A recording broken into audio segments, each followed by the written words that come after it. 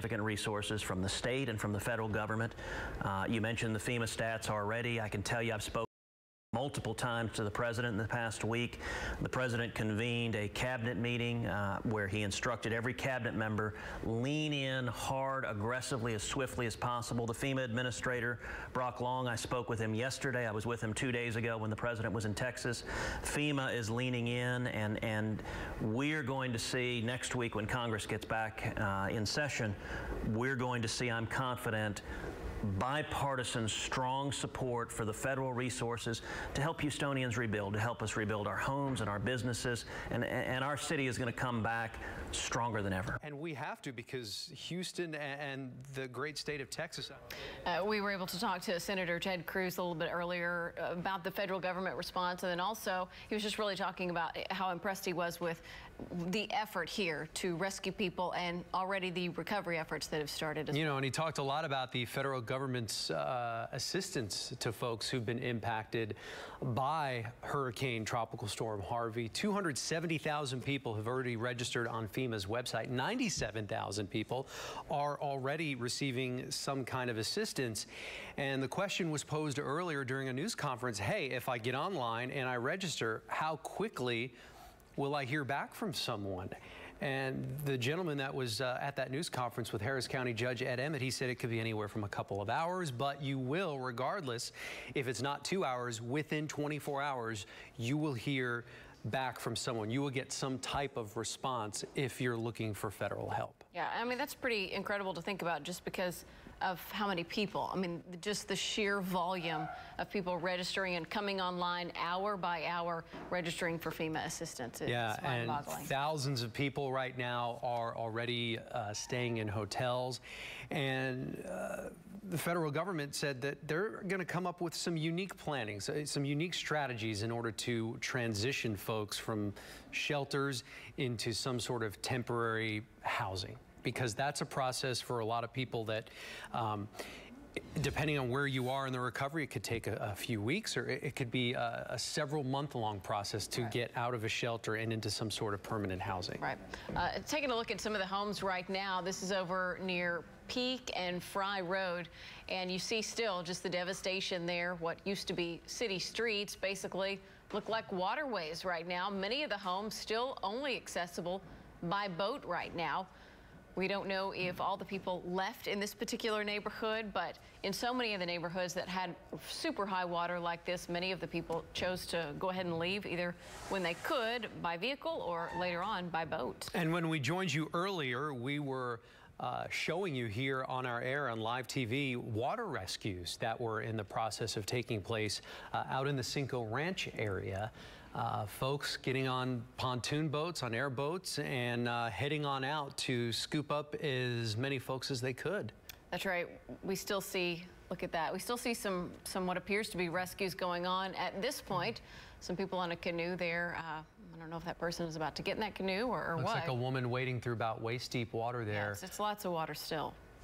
So this is a situation that, you know, for a lot of folks over on the west side is, you know, still developing and evolving, and it's not necessarily getting better for everyone. For folks over on the west and southwest side of Houston, certainly by these pictures, we can see that there is a need. There's a need for rescue personnel to go out and do a search to make sure that everyone who has asked for help is getting the help that they need. And we saw a similar scene like this play out yesterday where people were just showing up in Kingwood. I mean, people just showing up from different states saying, hey, I've got rescue equipment. You know, we're ready to go. We want to help. We want to get out there in these floodwaters and save as many people as we can. And this is this same kind of scene. This is what you're looking at right now. This is in Katy. It's a similar scene to what we saw yesterday, Lauren. That's right. And in some neighborhoods, like more in the Conroe, Porter area, we're seeing water levels back down there. So people are able to go in there and really survey the damage. But in many of the areas, like where we're seeing now, that water is yet to recede. So people are still only able to access their homes via boat in many cases. And, you know, we heard a little bit earlier, the vice president was down in Southeast Texas, I believe, in the Corpus area, and held a news conference. And we just basically heard him say that the federal government is going to stay here in Southeast Texas as long, and on into Louisiana as well, as long as it takes to rebuild these areas. And they know it's going to take millions, if not billions of dollars to get this area back up and running, but it's something that has to be done. And we know so many people's lives have been affected by this. It will take quite some time, but the efforts are underway. We know housing is a big issue right now. You heard Andy just discussing that at this point we heard someone earlier on, I don't remember exactly who said it in a press conference, but just alluding to the fact that they're kind of having to think outside the box right now because of the vast number of people who need temporary and then eventually more permanent housing solutions. They said there are some unique ways to house and to home people, and those solutions are being worked on as we speak, as folks continue to register for help. I know that FEMA is engaged with a lot of different hotels, not just here in Houston, Harris County, but across the state. This live picture, if you're just joining us here at 2:43 in the afternoon, these are live pictures coming from Mason near the West Park Tollway. This is in Fort Bend County. Just a mind-boggling amount of water there in this area, and it's just you know, it's heartbreaking to see this because we are talking about thousands of homes and structures that have just been flooded out. And you see there that looks like the entrance to a neighborhood, and in many of the cases a lot of the entrances to these neighborhoods weren't underwater to begin with. More of the back parts of the neighborhood started to flood, but in this case we see that entire area is underwater, the entire neighborhood there, as well as the entrance. And we see some people there in kayaks. We don't know exactly what they're doing, obviously, but at this point they may be going to survey damage is all. And I'm being told that this is the Cinco Ranch area. Okay. So this is the area that we had a reporter on the ground a couple of hours ago as rescuers were, you know, getting on their boats and gathering all their equipment together, the life preservers, you know, anything that they could use, and heading out. So this area, this is certainly a different perspective than what we saw a couple of hours ago, and it really gives us a better handle on the scope of some of the damage and the devastation that's occurred out there in the Cinco Ranch area. Well, and you see some dry roads as well. There are some dry roads that we see now. Or drier. I think there's still some water there. But just a couple seconds ago, we saw some dry roads and what appeared to be some passable lanes. Of course, you couldn't get around much just because so much is still covered with water. But it appears there that's what, about a foot or less of water that they're walking through right now. Yeah, it really depends on where you live out there and whether or not you're seeing the flooding. It's all obviously based on the elevation. And I believe that's the Brazos River, correct, in the Cinco Ranch area? Yes, yeah. So that's the Brazos River flooding there. And the river flooding is really what we're watching at this point, as well as some of the spillover from the reservoirs. That's the remaining flooding right now. So all the street flooding from Harvey and the bayous, for the most part, are back in their banks, correct? The rivers are going down. The rivers are going down. Generally. I mean, at the coast, they're not. They're going up because that's the last stop. Right. But they're going down. But further up north, those levels have gone down, the Conroe area. And, you know, I was talking to Eric and to Britta about this earlier, and you might remember that, well, you may not, but we had a very wet spring in 2015. In March, we had 6 inches plus of rain. In April, we had more than 6 inches of rain. In May, we had 5 inches of rain, and then the Memorial Day flood. So we were already at like 20 inches of a wet spring, and then the Memorial Day water came in, and the rivers went up and stayed up for 3 weeks. So why are they coming down this time? And I think the answer, at least one of them, is that out to the west, they've had very little rain.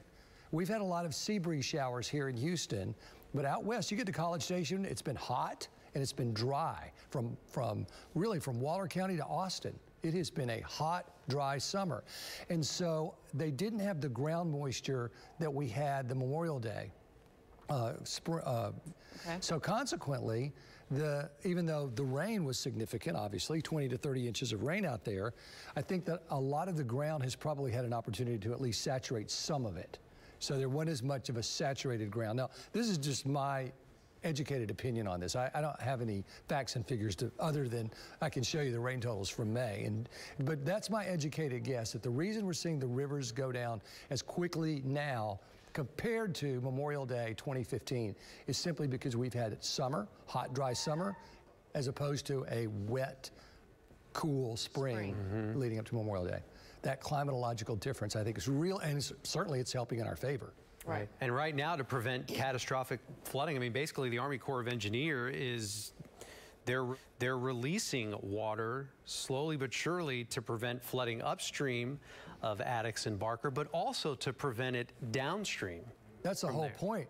The whole Addicks Barker Reservoir is built to save downtown, so that the water coming from the west wouldn't just flood all of Harris County. And so those were built so that it would trap the water, and then you let it come out slowly. And those were built in the 40s, correct? They were, and the plan was to keep building more and more and more. Now, there was a huge drought in Texas, and again, I don't know if this is exactly what knocked it off the rails, but from 1950 to 1955, there was a severe drought in Texas, as bad as the 2011 drought. And that's why I know this, because when we had the 2011 drought, I said, you know, I want to research Texas drought. And 50 to 55 was just dry as a bone all over the state. It's when we started to build these reservoirs like Conroe, like Lake Conroe. All of the lakes in Texas are man-made, all of them. I didn't know that. Yeah, only the Sabine Pass Lake area is natural. All of the other lakes, Lake Houston, Lake Conroe, Lake Somerville, all of those are man-made. All over Texas? All over Texas as reservoirs for water in case we get into a drought like we had in the 50s. And for decades, you know, it would rain and these reservoirs would fill up, but it didn't matter because nobody lived around them. Well, now you have these huge developments and subdivisions that are all laden with concrete, and concrete doesn't absorb that water. And that brings me back to the Barker Addicks situation. They started in the 40s, and we go into this huge drought in the 50s, and maybe they're like, well, we don't need this to keep the rainwater coming in. It's not ever going to rain again. And so things got, you know, put over to different money went to different places, like building these lakes. And so consequently, they didn't expand. They wanted to have basically all of western Harris County a huge reservoir, but that didn't happen. The expansion got knocked off the rails for some reason, and there may be more to it than that. But I'm just giving you a little bit of history that I know. Yeah. And then, as Andy said, the neighborhoods and the developers start coming in and saying, well, you know, we could get kind of close to the edge of the reservoir as long as we're not really right at it. And they let them do it. The Lakes of Eldridge being one of the perfect examples. And now we're seeing a return to, I mean, we've had some droughts, but when we see a return to rain like this, then we have these neighborhoods that the backup, you know, so imagine, you know, your own bathtub, and when you turn it on, the water fills at the front, and you're sitting at the back. I remember sitting in the back of a tub as a little boy, you know, waiting for the water to edge into the back of the tub, and because by then it would be warm, you know. And so that's what's happened. You turn on that tub, then that water starts at the front of those dams, and then it starts backing up into the neighborhoods because they can't release it fast enough to get it out of the way. And you said Lakes on Eldridge and Twin Lakes are particularly susceptible to flooding from the Addicks. And the big question is, why were they built there? And no one will answer that. But I'm not going to get into a developer political discussion because it's not what I do. But you know, those neighborhoods that were built there, this is what happens. And I heard that even some homes are built in the reservoir? Well, it's all, you know, again, it's not in the reservoir. It's because it's not a round. It's not like a pool. You're right, because initially when you hear that, or at least me too, I envisioned almost like a pool type thing. Like a quarry. Yeah, you know? like something that actually held like a big water. giant quarry that all the water would go into. That's exactly but that's not it. No, it's dams that are gravity, because gravity takes that water down. They're dams that keep the water from coming into the city, but behind them, you don't need something to hold it because gravity will continue to put it through. Here's an example I've got. If you come to either take my Weather 1, we can give you at least some idea. I don't know if you want to maybe do a double screen here. Yeah, if we could do a double screen, a staggered box, that would be extremely helpful for our viewers so they could get a look at this. Yeah, we'll get that. This map that shows the Addicks Reservoir and the Barker Reservoir. And so you have the Addicks Reservoir and the Barker Reservoir. Here's I-10. One's to the north of I-10, one's to the south of I-10. Here's Buffalo Bayou. So all this water, this 20 to 30 inches of rain, starts because of gravity. The only place for it to go is to the Gulf of Mexico. Right. So it starts coming in, and if these weren't here, all of this water would be rushing toward downtown. Exactly. I mean, we'd all get. We'd be looking at 1 million people dealing with flooding. You're exactly right. And but this holds the water back. And so this is my bathtub example. This is the front of the bathtub. And so that's what fills with water. And you think, well, I'll just be over, here and I'll be okay. But if the water starts moving there, you're not okay. Well, I'll build here and I'll be okay. Well, if the water moves there, you're not okay. Well, I'll build over here. Well, it's this whole game. And there's been a little bit on this north end of the water coming around, which is what we've been talking about. Right. But that's the only place. The spillways. Yeah, those are spillways. The water is going around the spillways. The dams aren't being overtopped. Not at all. No, it's just the water's going around through a spillway. And we really don't expect it to at all. I mean, that's not the anticipation. It's going to come out where it's supposed to come out. But these neighborhoods right around where it comes out are threatened. And that's the problem, because otherwise all of that water would come straight to downtown. So the idea is that you release this water, even though it's backed up into neighborhoods, you release it slowly as you can, and it's going to flood some of these neighborhoods, but it goes down Buffalo Bayou and eventually goes back to where it's supposed to go. But the thought process is make sure that it's a controlled release. We always go back to that term, controlled release. Which is uncontrolled water. The controlled means it's coming out of where it's supposed to come out. Right. That's the controlled part. Because when I think of a controlled release, I don't like the language. When I think of a controlled release, I think, okay, control. No, that's not. That's not what they're talking about. They just mean that it is controlled in the sense that it's not over. Yeah, they mean it's not overtopping the reservoir. Correct. It's coming out from where they. But they can control the volume that leaves as well, right? Because if it's just when you look at it, it's rushing. It's rushing. Right. Well, it is. But I'm saying if it was if they didn't do that, and it was coming over the dam. Exactly. Then you have a current coming through neighborhoods. Correct. And these are earthen dams. They're not big concrete dams. They're earthen dams. So, but they're built well, and there's not a threat of them being overtopped or breaking or any of that. The excess water goes over the spillways before it's able to go over the top of these reservoirs. Right. That's what it's designed to do. And I want to go back to this because there's no threat from what we understand from the Corps that these are in any jeopardy at all. It's just the problem is, as you said, people have built where the water is going, unfortunately, which at one time that wasn't a problem. If it all stays here, then you're fine. But when it's here, you're not fine. So these places behind here are in flood.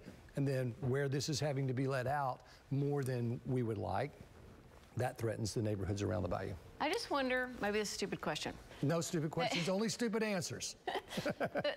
So the people that are buying homes super close there, either to one of the reservoirs or in the reservoir to an extent. Not in, but behind. Okay, behind, so close. I mean, do they realize when they buy that home that that's the case? I've never bought out there. I know, I don't know cannot speak to that. I'm just curious if when you're signing the dotted line on that home, you realize that it's so near there. I mean, people buy next to the rivers that have levees. That's a great point. People buy in River Oaks next to Buffalo Bayou. People build businesses next to on Galveston. I own a house in Galveston. Exactly. And you know what comes with that potentially. I know what comes with that. That's true. That's true. You know what you're signing up for. And I know the Army Corps of Engineers reportedly had planned to buy more land to build reservoirs on, and to get extra land as a buffer, but it never happened. And that's why I'm just guessing that the drought in the 50s and that all that money going to build the different lakes to collect water, so in case there's a drought, you have lakes full of water. I'm just guessing that's where maybe the money went. Because after World War II, there was, we were in an economic boom, and that was the late 40s and 50s, and so, we were doing pretty well in that regard. So I don't really know what knocked it off. It may have been something more political than that. I don't know. And a lot was being spent, at least in that. Well, from the time the war ended for the next, 5, 10, maybe 15 years, a lot of infrastructure was being built then, right? Absolutely, right until that's when WPA Vietnam. and stuff was alive and well. Right there. And in the 50s, that was the economic boom and a house for everybody and, all the two-bedroom, WPA was before that. I think that was before that. I said it wrong. Okay. Now that I'm thinking through it. But either way, they were World War II until the early 60s, there was a huge economic boom in this country. Right. And, Frank Lloyd Wright designed houses here in the 50s. Yeah, I don't think actually. Here in Houston? Yeah, he would send architecture plans. Really? Yeah, over there in the villages, there was one that was built. And there were Are any of them still around? Yeah, they are. Yeah. And some of the flooding, I mean, we should point out in that area, I mean, it is because of bad drainage. I mean, the drainage systems can't be perfect some of the flood is simply because of what everybody else went through in Meyerland and is going through in Baytown and is going through in Friendswood. Right. I mean, yes, absolutely. Yeah. And there's some drainage systems that simply are going to back up, and that's part of it. That's part of living here. And certainly that's part of that, but it's hard to know exactly now which ones. I'm sure they probably know, but I don't know. It's hard to say. But that's the situation, and that, and I mean, that map is great. It definitely puts things into contexts and gives us a different perspective on things. Yeah, I think once you get your head around the idea that this isn't a big lake. It's not a pool. It's not a, right, it's not a big pool. Yeah. It's almost like the infinity pool. Yeah, yeah, you know? Sure. And you just hope that you keep all of this land here, that where no one has built, that the water never gets beyond that. Right. But when it does, it's going to go into homes. And then if there's a threat that it could overwhelm the dam or the reservoir, then you've got to let it out. Our chopper over Westheimer and South Fry right now. You see the picture there on the left side of your screen. Those are live pictures coming to us right now from Sky 2. So certainly in close to that area that we're talking about. Boy, you still see a lot of boats in the water right now, don't you? Well, that would have to be out of the Barker releases here, Westheimer and South Fry. Yeah. Where is Westheimer on that map? You know, I'm squinting here as well. When I look at this looks like the West Park Toll Road, and so Westheimer is probably right in here. Right in there, okay. And then, but you know, if we're at Westheimer, I would have to get a map out because Fry. I don't want to seem like I don't know exactly what I'm doing here, but this is Highway 6, right? And so Fry is in between those two. In other words, are we looking behind the reservoir or in front of it is the question. And I would just have to go look at a map real quick. Right. But that's determining what kind of flooding we're getting. I just didn't realize Buffalo Bayou was so big either. Until you put that map up. Well, the whole city was built on Buffalo Bayou. The Allen brothers, who never actually came here, by the way. I know, Where'd they live? New York City. Really? Yep, they were developers, and they said, you know what? We need to develop a port. And so they said, Buffalo Bayou. We're going to develop a port in Buffalo Bayou, and that's where Allen Parkway was. And so they developed this port, and then Sam Houston became very famous, and they said, let's call this place Houston after that general that's so famous. And that's how we got our name, and that's how they named it. But that's how the Allen brothers got this place going, was a port into Buffalo Bayou. So because of what's happening now, in theory, the flooding in some areas could still get worse around attics before it gets better. That's a Jeff Lindner question. Okay. I mean, you know, enough. you put more water in a neighborhood, it's going to get worse. Yeah. You know, but it depends on the drainage system and how much water they're putting out there. Because I don't want to say that and frighten someone. Sure. Unnecessarily. Yeah. Unnecessarily. I mean, there are so many variables right now. There are so many variables. I think that's a safe answer. At least we're having some nice dry weather. I mean, that's a huge Thank part goodness, of this. yes. And we're going to into the weekend. Plus. It's lovely outside. Yeah. It I mean, is. for all the cleanup that's going on around town, at least we have that. And people aren't just, you know, inundated with sweaty, hot, humid afternoons. It's warm, it's 90, but the humidity's low. Well, it's like after Ike, remember? It was pleasant in the days after Ike. Thankfully, well, that's when nobody had any power. power, and at least they could raise their windows and get some cool air in the house. Yeah. It was in the 50s I just after stayed Ike. outside. It was in the 50s Working in the after Ike at yard. night. Yeah, I do remember, absolutely. Yeah. Well, certainly very important for us to lay out this situation right there on that map, Yeah, Frank, that was for a our good viewers, explainer, just by so the that folks, you know, not just living in those areas understand what's happening, that everybody in the greater Houston area, Harris County, Fort Bend County, that they understand what's taking place at the Addicks and Barker reservoirs. Right, and the setup there. Right. All right, let's go live to our Dee Brown. She is now in our phone bank in Studio B, where we have raised hundreds of thousands of dollars to help with the relief efforts today. Dee? have raised hundreds of thousands of dollars. As a matter of fact, we are not too far away from hitting that $1 million mark. So far, we have raised a total of $926,269.50. So again, we're not far from that $1 million mark, but if you want to donate, you can call 713-778-8920. Our volunteers here are incredible. They have been here since 6 a.m. this morning, and we're going to continue until 7 p.m. tonight. So if you want to make that donation, no matter how small that donation is, feel free to call in and to make it $2.50, as a matter of fact, can actually get a kit with all sorts of toiletries that you can use to clean up. So that will actually go to someone that's in need. There are also items like cleanup kits. You know, if you want to donate money, that money can go to a cleanup kit to help someone actually clean their home. It comes with a mop. It comes with all sorts of cleaning products, and it can even help people to get warm blankets. We all need those warm blankets, right? So again, 713-778-8920. And let me mention, a lot of the support has really been pouring in from a lot of corporations.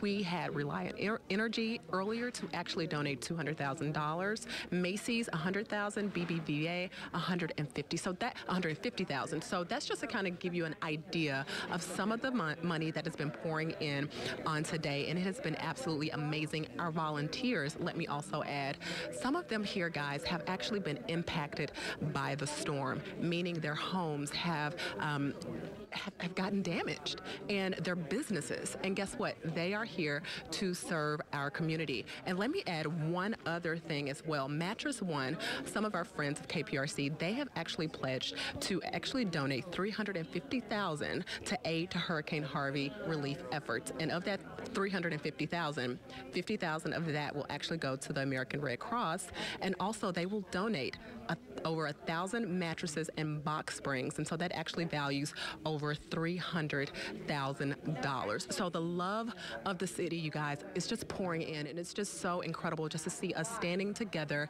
and building up our city and just starting the process of moving forward. I know that I mentioned some of those amazing guests that are here volunteering that have actually been impacted. And I actually want to invite over a couple of my new friends, McKenna and Emily. Guys, these girls are in high school. They're 15 years old, and they've made the decision, look, they're giggling. They've made the decision to be here today to take some of those calls that you guys are calling in with to make donations. So I'm just going to quickly talk to them before I toss it back over to you. McKenna, you're 15. What made you actually want to show up here on today? I know how many people are dealing with the problems that Hurricane Harvey has caused, so we're just kind of here trying to help and do as much as we can. And you're here with your best friend. I understand you guys made that very clear before we went on air. We are best friends, and the only way we're going to do this interview is if we do it together. So, Emily, let me just hear from you. What encouraged you just to come and give back? Because you don't really have to be here, but you're here. Yes.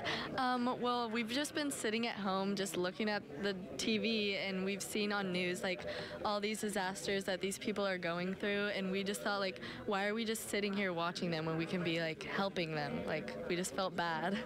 And there's a lot that you can be doing at home, but you choose to be here, and you guys are doing it as friends, and I think that that's amazing. So thank you, girls, for volunteering here today for this phone bank. Thank you. So guys, again, if you want to make a donation, that number again is on your screen, 713-778-8920. Do not be discouraged if you feel that, hey, you know what, I only have $2. We will take that.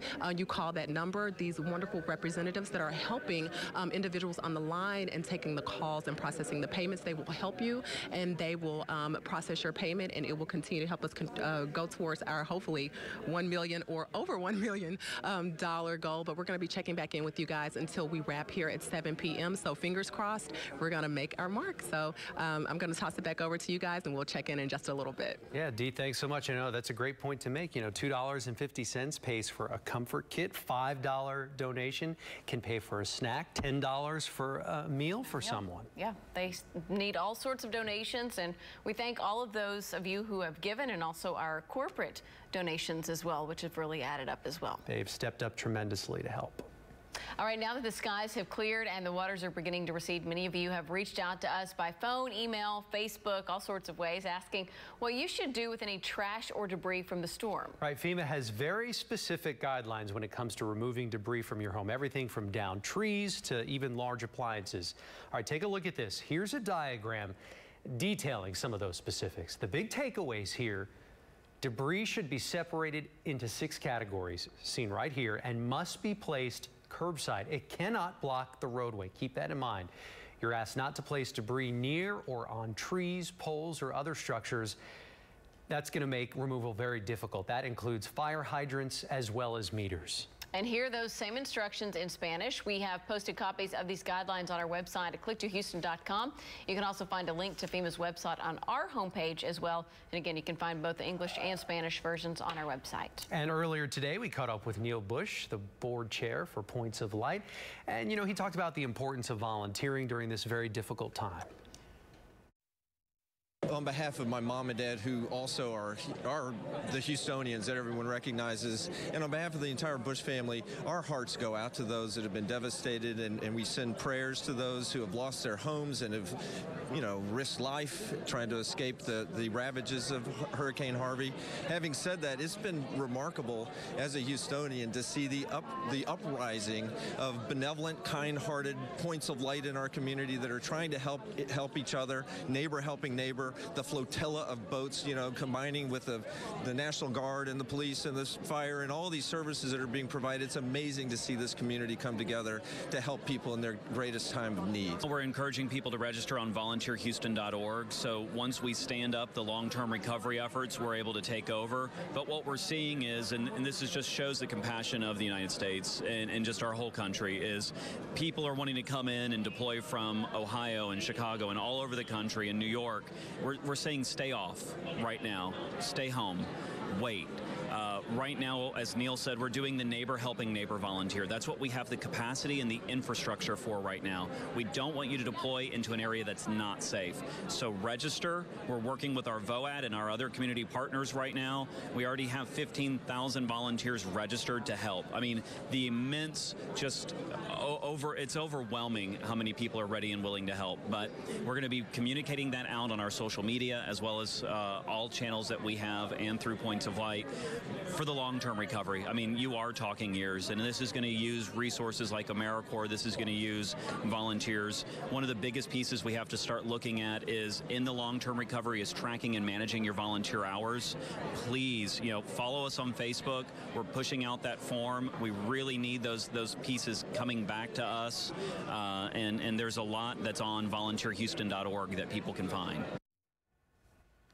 Yeah, certainly the big thing that was discussed today on many levels was transitioning folks from shelters back into a life of normalcy. And FEMA is working right now to get people assistance with, you know, rental assistance, so that they at least can have the money to find a place to live somewhere here in the Houston area or even in other parts of the state that have been impacted by Hurricane Tropical Storm Harvey. Right. FEMA's representative earlier was telling us about 270,000 people have already registered online for some sort of assistance and gotten in the mix there. And about 97,000 of them, I believe, have already received some sort of response from FEMA.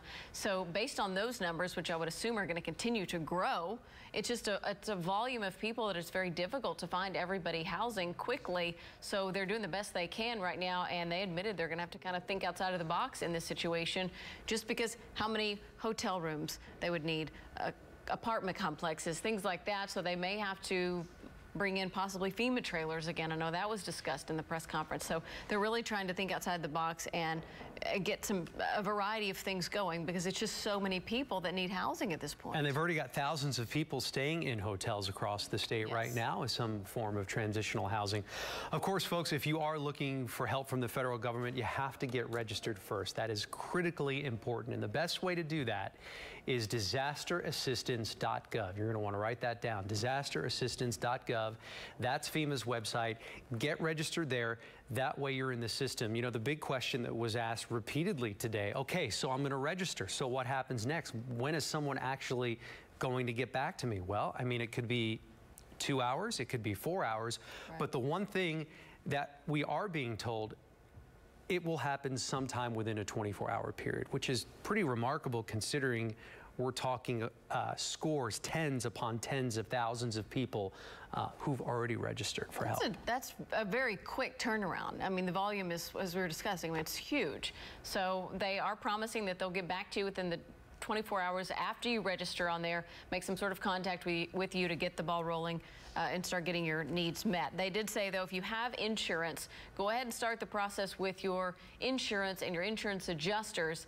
In the meantime, don't just wait for FEMA. Go ahead and get that ball rolling as well, because you really want to get all the balls in the air and get things going as far as getting the money rolling in to get you help fixing your home and getting your life kind of back on track and back to normal. And FEMA telling us it has a number of programs available to get people beyond life in shelters into some sort of permanent housing. Again, they said they were coming up with unique ways to house people. They didn't get into too many specifics during that news conference earlier this afternoon, but that spokesperson from the federal government did make it a point to say, you know, look, we're working on this. We're working on this right now because we're getting tens of thousands of people who are already registering for help. And in turn, we've already offered some kind of assistance to close to 100,000 people. And as far as the shelters go, we've told you in the probably last 24 hours that, of course, the shelter's been opened up all over the place. I think there's 240 of them at last check. But the big ones here in Houston, the GRB being one of them, that one, they're saying that they have enough volunteers. So they're not asking any more volunteers to come down there at this point. Stay tuned, though, because in the coming days that may change. Sure. And so the GRB is one of those. The NRG, I believe they said they also have enough volunteers at this point. So that's good news to at least report. But we just, like I said, I want you to stay tuned in the coming days because they may end up needing some more volunteers a little later on. All right, rescuers continuing to hit the flooded neighborhoods as we've been showing you, really looking for anyone who might be stranded. Nick Monticelli from our sister station in Detroit, joining us now live back in the Cinco Ranch area. Nick. Everybody, I know you're barely going to be able to hear me. We are live right now on an airboat as the sheriff here is conducting yet another rescue shift. We're live right now. You got word that somebody else is trapped? Yeah, there's an elderly female in one of the homes. We have the granddaughter in the boat with us. We're going to go get her out of her house. All right, so we have been on this boat about 2 hours now, on and off of it, and this continues to be an active situation with people either A, needing help getting evacuated or rescued out of the Cinco Ranch area, or B, they need some help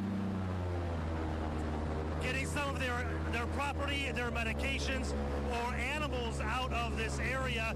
And we cannot stress enough that Cinco Ranch area is still under deep, deep water. Some of these areas are 5 to 6 feet deep. And in fact, there's a high school right over here. This is, forgive me, as you know, I'm from Detroit, so keep an eye on which high schools we're near.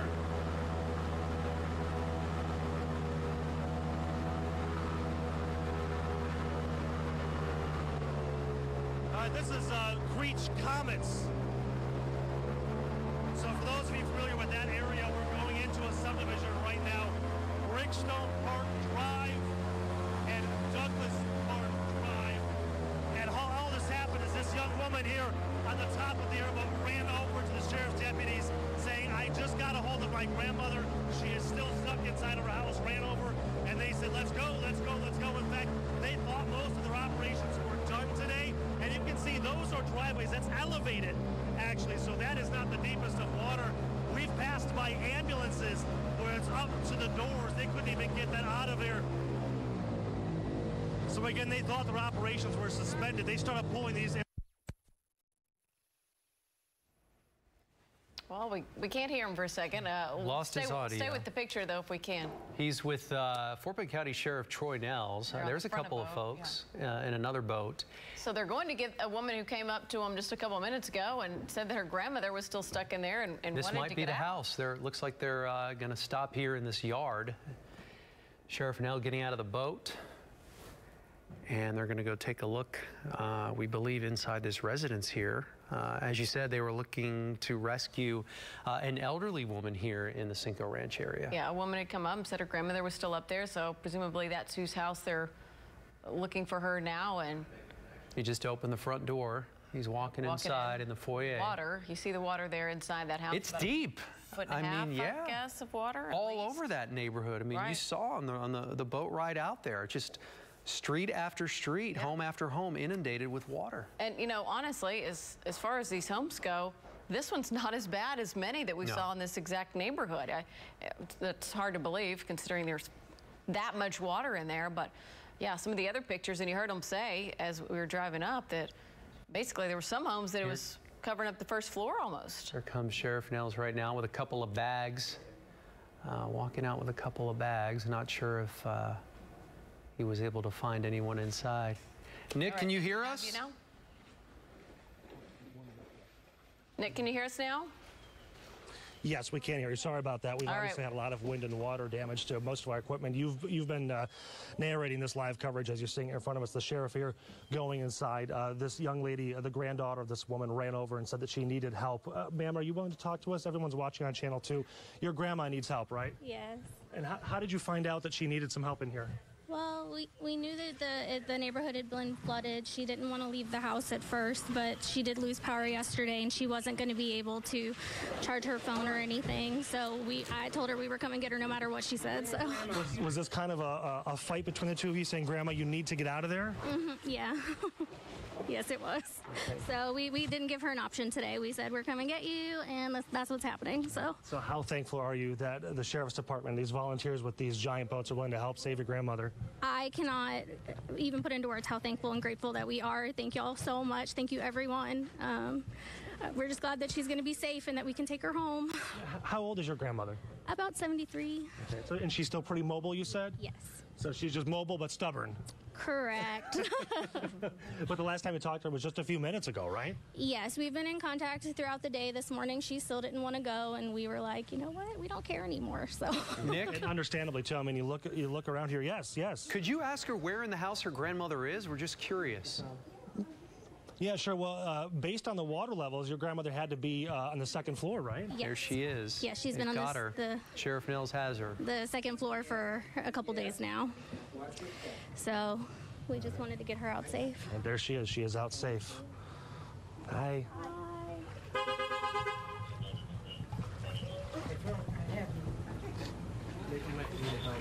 Yep. Best to back up here a little bit. You may want to sit down on your. Okay. Well. All right. I'm going to help you. Okay. Here we go. Oh. Well, it's okay. Just a hat. There we go. Okay. Thank you. Come on, sit down right here. Okay. Okay. I got you.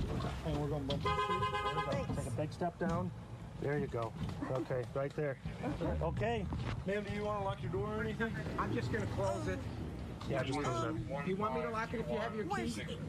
Yeah, in my purse. Second one is 3722. We're just grabbing the keys to lock the door here at her home because, as the sheriff has been saying, there's very good potential for a lot of looters. We want to make sure we try to keep people out of these houses as best we can. Yeah, that's a good idea to go ahead and lock it up. We're obviously live on Channel 2. Your grandmother or your granddaughter has been in contact with you. How are you? Is everything okay? I'm fine. The house is not. Well, the first floor is not, but I'm fine. Yeah. So you didn't want to leave, right? You thought things weren't going to be this bad? Yeah, I'm from New Orleans, and I've lived all my life, with hurricanes and whatever, and never anything like this. Did you go through Katrina yourself? Yeah. And did you move here voluntarily, or were you evacuated to Houston? No, we moved here when my husband and I both retired because my daughter lived here and her family. So. How are you feeling right now? I don't know. Happy that you're safe and out of the house, right? Oh, that's true. Yeah. This has got to be overwhelming to look around and see that your neighborhood is under 5 feet of water. I know. It's just unbelievable. Yeah, okay. And your name again? Virginia. What's your last name, Virginia? Webb. Okay, Webb. We're thankful you're okay. Sheriff, this has been, you guys, don't let us stop you. Please continue working and rescuing people out of here. Sheriff, in the meantime, a message to a lot of those, because, we saw you lock the door there. Looting is not going to be tolerated. In fact, you're putting additional resources and deputies out here to make sure that this area is safe, right? Yes, we want to keep people out of this area. I know there's a lot of people. The sun is shining. A lot of people would like to come come back and look at their homes, but we're asking you to just stay away. It can be very dangerous back here. There's power and electricity on in some of these homes, and it's just not a place to be. It's not a safe place right now. Well, and that's one thing that we've noticed on a couple of trips we've taken out here. There are still street lights operational. There are still some of the LED signs of the schools. So we know there's electricity, there is gas, there is feces flowing through this water. This is not safe to be in. I would encourage, if there's anyone still in their home here stranded, you need to dial 911, and we need to come get you out because this water is going to remain here for some time. And for those wondering, you mentioned it, the skies are blue, the sun is out. It seems like it's not too bad anymore. That is not the case. Giving people a false sense of security. Yesterday, of course, we had our first fatalities in Fort Bend County. A couple people up there in the Fulshire area, husband and wife, they drove across the road that had some rushing water, and it swept the vehicle out of the roadway, and they both drowned. So please, if you see water going across the roadway, please turn around. Do not try to navigate through rushing water. Sheriff, thank you very much. We thank you for your continued efforts. And Virginia, we're glad you're safe. We're going to get the airboat moving. We're going to get back to dry land and keep everybody safe. We'll send it back to you guys in the studio. Unless there's a possibility Norm is working the camera. If you want to keep live pictures up and show everybody what this neighborhood in Cinco Ranch continues to look like, we can do that too. Well, Nick, we got a couple of questions for you. I'm curious, what did Virginia do for food while she was up there on the second floor of her home? That's a great question. Virginia, you've been up here in your home a couple of days. Have you had food and water, keeping yourself nourished? Yes, I brought a little bit up from downstairs, and I had some peanut butter crackers and stuff like that. That's not protein. Are you feeling okay? Yeah. Hey, you're a tough woman, that's for sure. And also, at what point, please forgive the question, but at one point did you realize that it was likely a mistake to stay in your home? My granddaughter called me this afternoon and said that it would take 2 weeks maybe for the water to go down, that the sewers would back up and things like that. So not a good. Okay, Virginia, again, we are so glad you're safe. Dustin is the captain of this boat. He's going to crank this thing up. You're not going to be able to hear me here in a moment. I know the sheriff is eager to get back, so we're going to flip the camera around, show you what this area looks like. There's a very good chance you won't be able to hear me, but it's a good idea to let everyone know that Cinco Ranch is still underwater, and this is not a good idea. It's either A, try to come back in here to get your property, or to, of course, try to loot. That is a warning from the Sheriff's Department. Every law enforcement area, they are not going to tolerate that. They have got security checkpoints everywhere in this area. The one thing that they are providing, or were a few hours ago, is the opportunity for people to get their animals out. Sheriff, you were letting people get some animals out. Have you suspended those operations for now? Well, we have. The crowd, of course, we tried to reach everyone we could to get their animals, but right now there was no one left up on the hill. So we did a good job this morning rescuing dozens of animals for people that let us know they had a family pet in their home. Did you ever imagine that it was going to be this bad? Well, this is record, 54.7 over the Brazos River. Last Memorial Day was a record. We're going to experience 56 feet along the Brazos River. Over here, the reservoir, I mean, this is a lot of water. I've traveled throughout Fort Bend County for the last 4 days, and I don't think I've seen the water as high, and this is high in this neighborhood. I know there have been a lot of confusion. There has been a lot of confusion because there was some difference between mandatory and voluntary evacuations. What is the status at this moment? This is mandatory evacuation in this Canyon Gate area around here because no one should be back here. If you have animals, of course, you've contacted us. We're going to do everything we can to try to reunite you with your family pets. Understood. I got that. But to just come back here to just be curious seekers and want to see what type of damage has been done to your home, that's not safe for anyone at all. We were talking to a couple of the boat operators that have been here, and they mentioned that this water is so filled with bacteria that even a minor cut on your leg or your arm could be infected. It could be deadly. It could be, and then there's electricity on in some of these homes. So you got to be very, very careful. You're not walking into an area and possibly electrocute yourself. And I do want to clarify, the sheriff said Canyon Gate. We've had a couple of viewers wanting clarification. It is Canyon Gate, Cinco Ranch, and right now the airboat is cruising. I'm going to stop talking just for a moment so we can maintain our composure here. Nick, can you hear us? Barely, yes. I got a quick question for the sheriff. I'm curious, does he have any guesstimate on how many more people may be out there who are stranded and want to be rescued? Sheriff, I'd like to know if you have any estimates.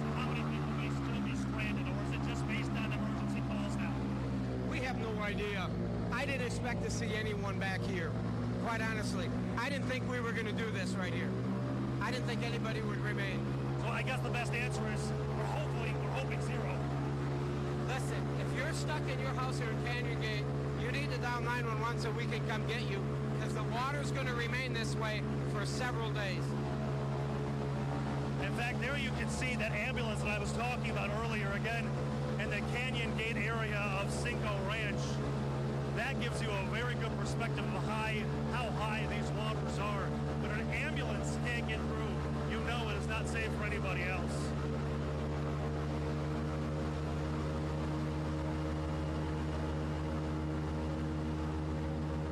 Hey, look how high that water is right up. Ruined that way up to that ambulance. Yeah. And it's just street after street, subdivision after subdivision. It's acres and acres and acres. And the sheriff didn't think they'd be out there because he assumed, you know, it's a mandatory evacuation zone that folks are just going to get what they can and get on out, and is encouraging anyone living in this mandatory evacuation zone in the Cinco Ranch area to dial 911 immediately. If you're still out if they're still out there and they need some help. He also brought up a good point, just saying, if you're in one of these mandatory evacuation areas, there's really no reason for you to go back. Do not come back under any circumstances. Cinco Ranch area there in Fort Bend County. They're not going to put up with looters. He's already said that. They have extra patrols out there. If you have an animal and you're concerned, call the Fort Bend County Sheriff's Office. Let them know. Get in touch with them, and they'll get out there and obviously do what they can in the safest manner possible. But don't you venture out into these areas. And the floodwaters, my goodness, I mean. Floodwaters are they were talking about what's filthy water. We'll just leave it at that. Filthy water. Bacteria-ridden at this point. Yes. Well, it comes.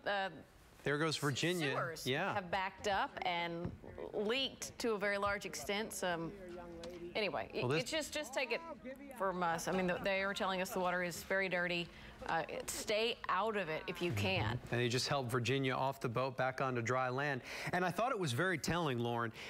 Virginia said that she's from New Orleans and she's been through hurricanes, but nothing like this. So even, you know, folks who born and raised and bred in New Orleans are just flabbergasted, astounded by what they are seeing here across the Houston area. Yeah, it certainly doesn't surprise me. Let's go to our Vic Michelucci from our sister station in Jacksonville. He is in the West Chase area. Hopefully things are looking better there, Vic. Yeah, and we have seen a lot of rescues here. In fact, Ken here, you and your family, your wife and your son just got rescued probably 30 minutes ago, and I know that you're very relieved to be here on dry land. First of all, everybody wants to know, how are you doing, because you were back there trapped in your home for 6 days. We're good, thank you. We're very good. So we had we had power, no cable or Wi-Fi, but hardly an issue, and then we had plenty of food, water, and really everything was fine. It just time for us to go when the rescuers from Virginia Beach came and said, really time to get out. So Ken, it seemed like you were about ready to get out. We were ready to get out. You were done being there. You bet. Yeah, it's time.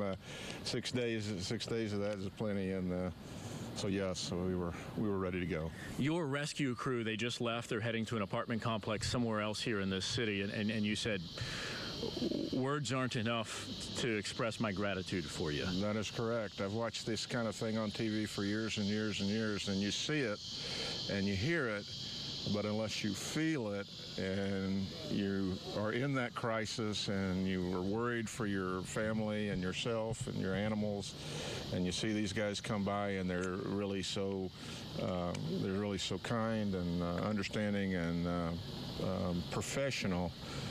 Really, it's hard to say thank you. To get you out of the sun, because I know that it's hot, but there's a lot of rescue crews kind of scaling down the operations here. Dozens of rescues this morning. We saw so many rescuers out there. As we look in the distance, we can see a strong current. We can see a lot of homes underwater. We can see cars underwater. What was it like? What did you experience coming back on that boat? You know, I had, since all we could see was the front of our yard, we had no idea how bad it was in the other part of the neighborhood, and it was a really devastating feeling to just look out and see your your neighbors in such distress, and knowing what that means for them in the future, it was heartbreaking, really. Ken, thank you so much. I know that your wife and your son are waiting for you, and your daughter's going to pick you up. So the people that are worried about your family, you said you do have a place to stay, a nice place to stay with your daughter, and everything is good for you. You're remaining optimistic. We appreciate it. Thank you for your time, sir. Wish you the best, and please give everybody my best, as I know it's very difficult, but we're all here for you. So right now here in West Chase, near Gessner and Briar Forest, things still active. They are slowing down just a little bit, trying to get the new location from the rescue crews. They have been getting some calls every once in a while, and of course we'll keep you posted. For now, we're live in West Chase. Vic Michelucci, back to you. Vic, thanks so much. I want to go out to the Harris County Office of Emergency Management at Houston TranStar. Harris County Judge Ed Emmett is now speaking. Let's take a listen in.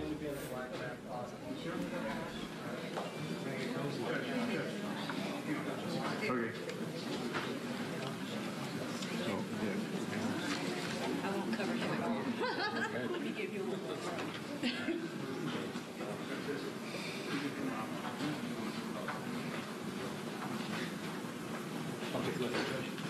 All right, good afternoon. Hopefully everybody's ready. Again, this is one of those press conferences that I'm merely going to introduce each of these people, who will then give you a 20-minute, Actually, I'm smiling because one of the great things about this entire community, nobody likes disasters, nobody likes a crisis, but we always say it, neighbors helping neighbors, but the reality is that's what happens. And some of it's literally individuals, but a lot of it comes from organizations that are here day in and day out, and they do things for the residents of this area that we never see until something like this happens. And then they step up and they do jobs, and I will say, I've been in this position now for over 10 years, and one of the most fascinating things about it is how many groups there are who are helping residents in our area who, they really don't have to be asked, and, I don't have to ask them, and the mayor doesn't have to ask them.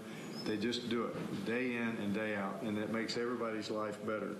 But at a time like this, where it's particularly troublesome for the entire community, it's good to know these groups. And they're organized, it's called VOAD. It's the Voluntary Organizations Active in Disaster. They're active all the time, actually, but they do come together during a disaster. Way too much the last 3 years. Way too much the last 3 years. And so, like I said, it's my job to introduce them. And so I met earlier with Matt Johns. He's from Catholic Charities, and he's the chair of the Gulf Coast, Texas Regional VOAD. And again, that's Voluntary Organizations Active in Disaster. And I was smiling when I came out here, because when I met with Matt, I said, well, who's going to be here? And he said, well, I don't know. And he named 2 or 3, and he said, probably just a very few. So I walked across, got out of the elevator, walked across, and I looked out, and here they are. And what that says is, one more time, people care about what's happening. And each one of these people up here represents hundreds, if not thousands, of other people that are going to spend weeks, months, and years helping us get back on our feet. So with that, let me turn this over, and then I'm just going to disappear because they can answer any questions you have about what they do. And so once again, I'll introduce Matt Johns from Catholic Charities. Matt, thank you. Judge, thank you. And thank you all so much for giving time and attention to this. I tell you, I've been able to spend the entire weekend here from the start before landfall until now, and I have been absolutely blown away by the talent that we have here in this building at TranStar, what's going on with the city of Houston and their office, their emergency operations as well. We're incredibly blessed in this city, and the way everybody's working, coordinating together has been tremendous. But the reality is, there's really only so far that government can take us. There's only so much money that's available from the government. At some point, the community has to take over. And that's where the VOAD comes in. That's us. We are the regional VOAD for the 13 counties, the HGAC region here, and we're responding to the disaster needs. Now, as the judge mentioned, we've been awfully busy and unusually busy over the last 3 years with the flooding, but what we're experiencing now is absolutely unprecedented. So it's going to take the work of all of our organizations, churches, nonprofits, community organizations, to collaborate and coordinate our efforts to make sure that people who need help get the help that they need, who need funds to get the funds that they need. And that is the work of the VOAD. We act as leaders in our respective communities. We happen to be the regional VOAD for this section of Texas. There's a Texas state VOAD, there's a national VOAD, and we work in close collaboration with our government partners, our national partners, and we tap into these resources to be able to allow people to get the help that they need and to work as quickly as possible to get that to them. We have systems and processes that allow this to happen quickly. And this takes us from all the different phases of a disaster, from the point where we just experienced, where we're getting people to safety, and now we're in the relief mode, where we're going to be getting people to a place where they can get back to their lives, and then we're going to enter into a long period that we call recovery. And we hear the FEMA director talking about it, and he's talking about how it's going to take years, and it is. It's going to be a long process. And that's our job as the community. That's our job as the VOAD, and we're inviting all of you, anybody in a church, anybody in a nonprofit, anybody in any community organization to join us in this effort so that we can help you access the resources that you know that your community needs. We work with people regardless of any status, any religious affiliation. We work with everybody. It's a humanitarian effort. And we have all these tremendous organizations. This is just a piece of the organizations that are represented by the VOAD. We have over 40 organizations that we represent. That represent us as a VOAD. We are not a nonprofit. We are a collaborative. We have voluntarily chosen to use our agency's assets and resources to help people in the event of a disaster. So I do encourage everybody, we want to get the ball rolling right. I've heard a lot of response from a number of churches, from a number of community organizations and nonprofits that are seeking some way right now that they can take action. Well, we're going to meet about this. We want to talk to you face to face. So this upcoming Tuesday night at 7 o'clock, the wonderful community at St. John's Church downtown off Crawford has offered their facilities for us for a 7 o'clock meeting. So Tuesday at 7 o'clock at St. John's Church downtown, we're going to be meeting, and we invite all of you, if you're interested in helping, come learn about what this process is. Come learn about how we can offer these resources through the work that you're already doing. We don't want to control what you're doing. We don't want to tell you what to do or how to do it. We just want to make sure we're all coordinated and moving the boat in the same direction. Maybe boat isn't the best analogy to be using right now. But we want to get everybody going in the right direction because we want this recovery to happen quickly. And the only way we can do that is by working together and making sure that we're collaborating and utilizing our resources most effectively. I also want to mention that for those of you who do want to get started right now, we have a portal that we created and opened up. It's a simple online form that we'd ask you to fill out. And I'm going to get the correct URL. I seem to get this wrong every time, but here it goes. HoustonHelpsAfterHarvey.org. That's HoustonHelpsAfterHarvey.org. HoustonHelpsAfterHarvey.org. We invite all of you to register your organization on there now so that we can already start getting in contact with you and assessing what kind of resources you have in your area, and maybe we can even start connecting you with other organizations you didn't know existed that are doing similar or the same work and can enhance the work that you are already doing. So that kind of cover most everything? Yeah. All right. Thank you. Yes. I'm opening this up to any questions you may have at this time as well. Quick question. Go ahead. While on social media, you see a lot of people basically reaching out to each other, hey, who's accepting volunteers? Who's accepting donations? Some people are getting turned down because they have too many volunteers. Yeah. Some people are not accepting donations because they just have to. I mean, will this process that you're talking about maybe kind of help streamline that process of guiding people in the right direction, knowing where to drop stuff off, knowing where to help out? Yeah, that's a perfect question to start out with. Everybody wants to help right now, right? So the question is, what do we do about volunteers? If I want to volunteer, where do I go? If I want to donate, where do I go?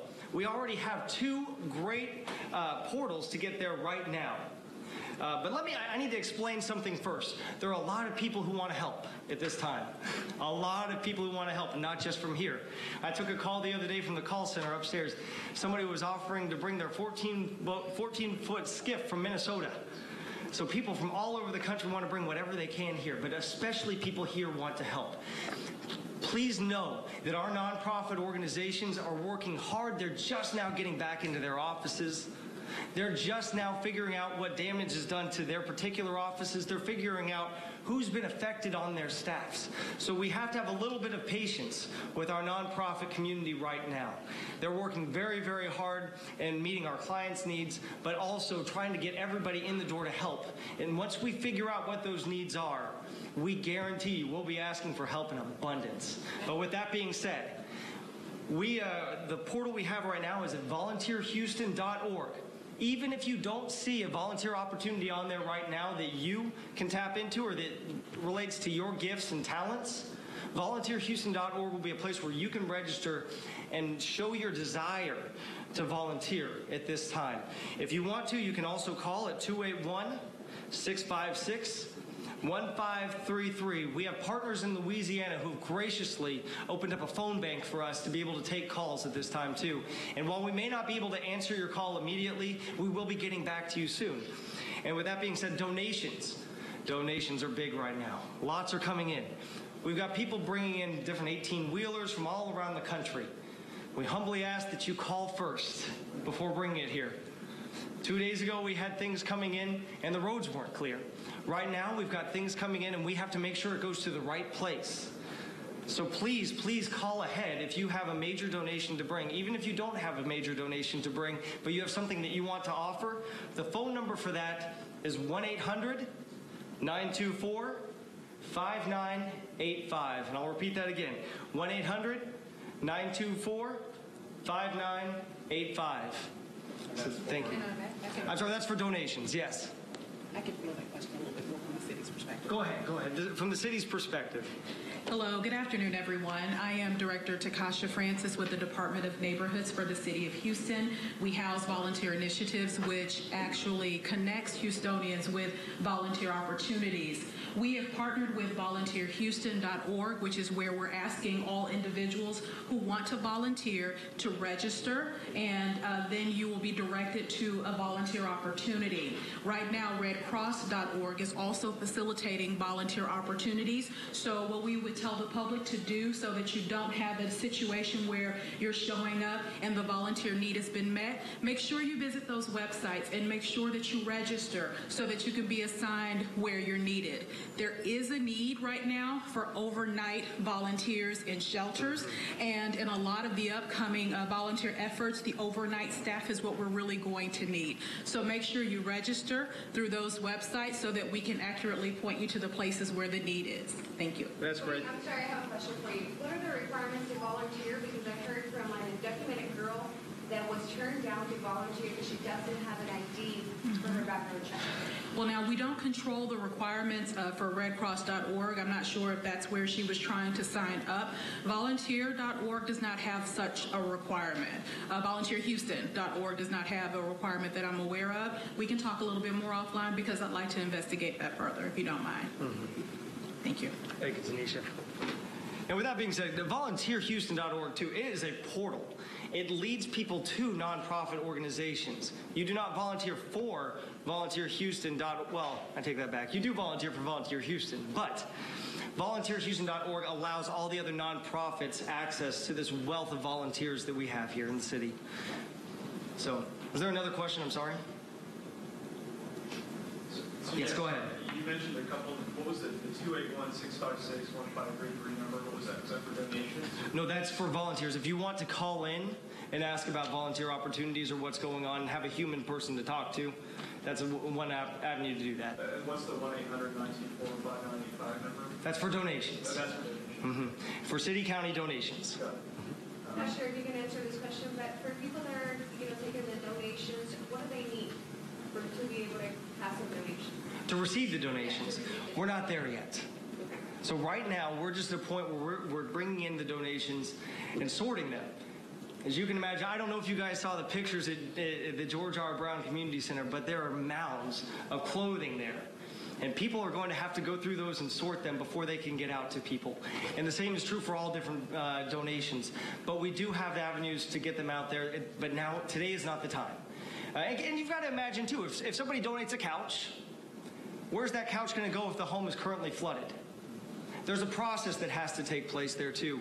And it's a long process for a lot of people. So it can take many years, as the case may be for some people. But that's not necessarily to receive donations, to answer your question.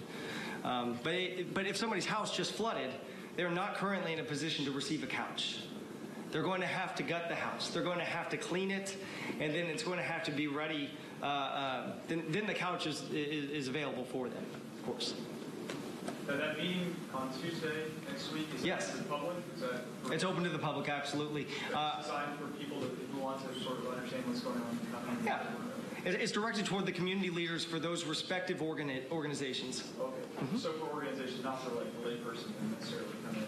Of course the layperson could come, but it's really directed toward organizations that are already striving to do work in some capacity. Can you just generally talk about maybe what types of efforts you've already done for what cases, like rebuilding homes or something like that, for how many people, like providing food for how many people, like just to sort of overview some of the... Are you asking for numbers right now? Some sort of ballpark numbers. We don't have numbers. We've got no numbers at this point. In fact, right now, there's so many assessments going on, even at the city and county level. We don't know our numbers in general. But right now, what I can tell you is the volunteer effort's primarily been neighbor to neighbor. The images you're seeing are not being coordinated through a nonprofit mostly. They're being done because neighbors are genuinely helping neighbors. This is what the country is looking at right now.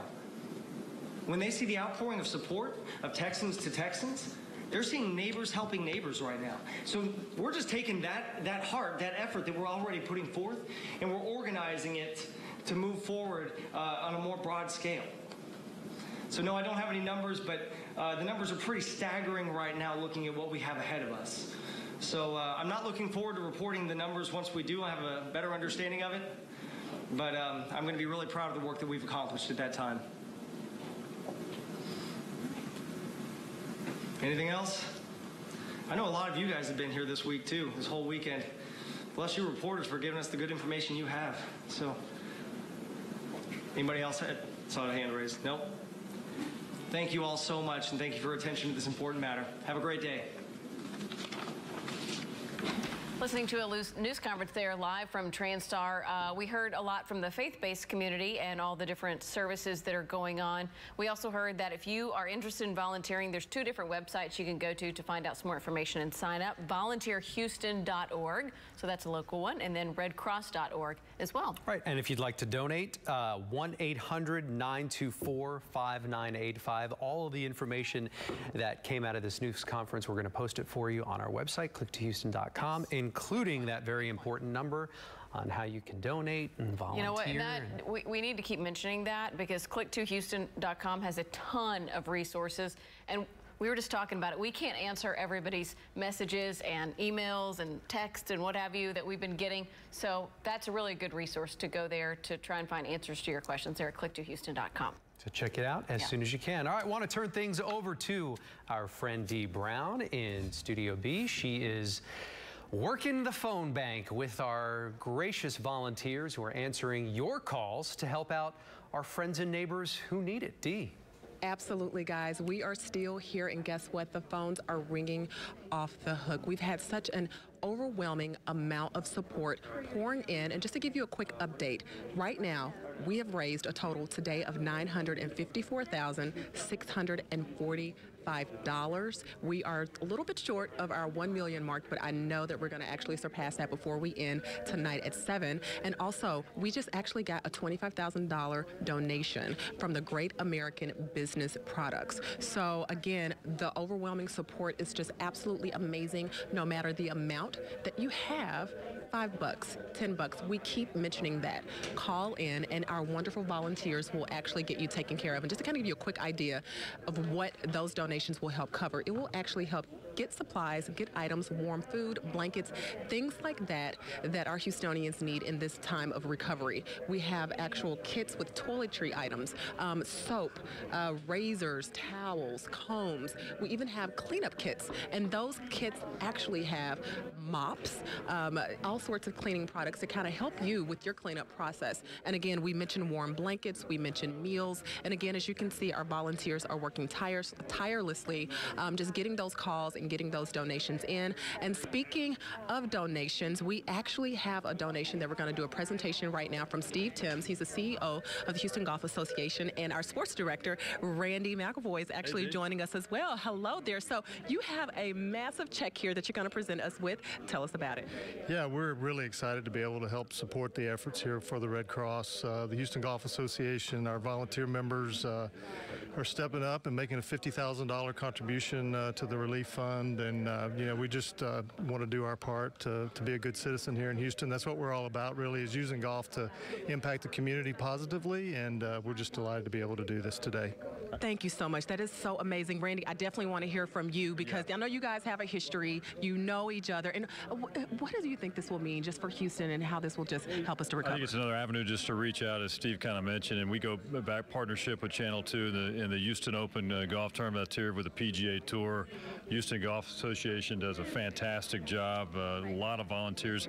This is right up their avenue with volunteers raising money for charities. That's what they do on an annual basis. So no, Steve, this definitely made sense with you guys when you reached out to your group and your board. Oh, absolutely. It was. It took minutes to make this decision on our board's part. And again, we're about giving back. That's what golf's about. The PGA Tour actually earlier this week made a $250,000 contribution to the American Red Cross for the relief effort as well. So PGA Tour players, they have a very giving heart, and a number of them locally, including Chris Stroud, have some efforts to raise some money for the effort. So we've got about 30 professionals that live here, and they're all pitching in. I was going to ask him too, for the golf fans out there, the Houston Open's played at the Golf Club of Houston. Just real quickly, what kind of condition was that in with all the rains that came here? Well, we had a massive flood like so many other places on the golf course, but the water did recede fairly quickly. It was out there today, and it's looking a lot better. So we're optimistic about the recovery for the golf course as we play the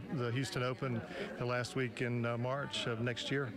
That is so amazing. Steve and Randy, thank you guys so much. And I just want to get a quick response here from Art, who's with the American Red Cross Association, just to kind of talk about this donation. They've just been pouring in all day. All day they have, and people are just being so kind, and thank you very much. Thank you for your contribution.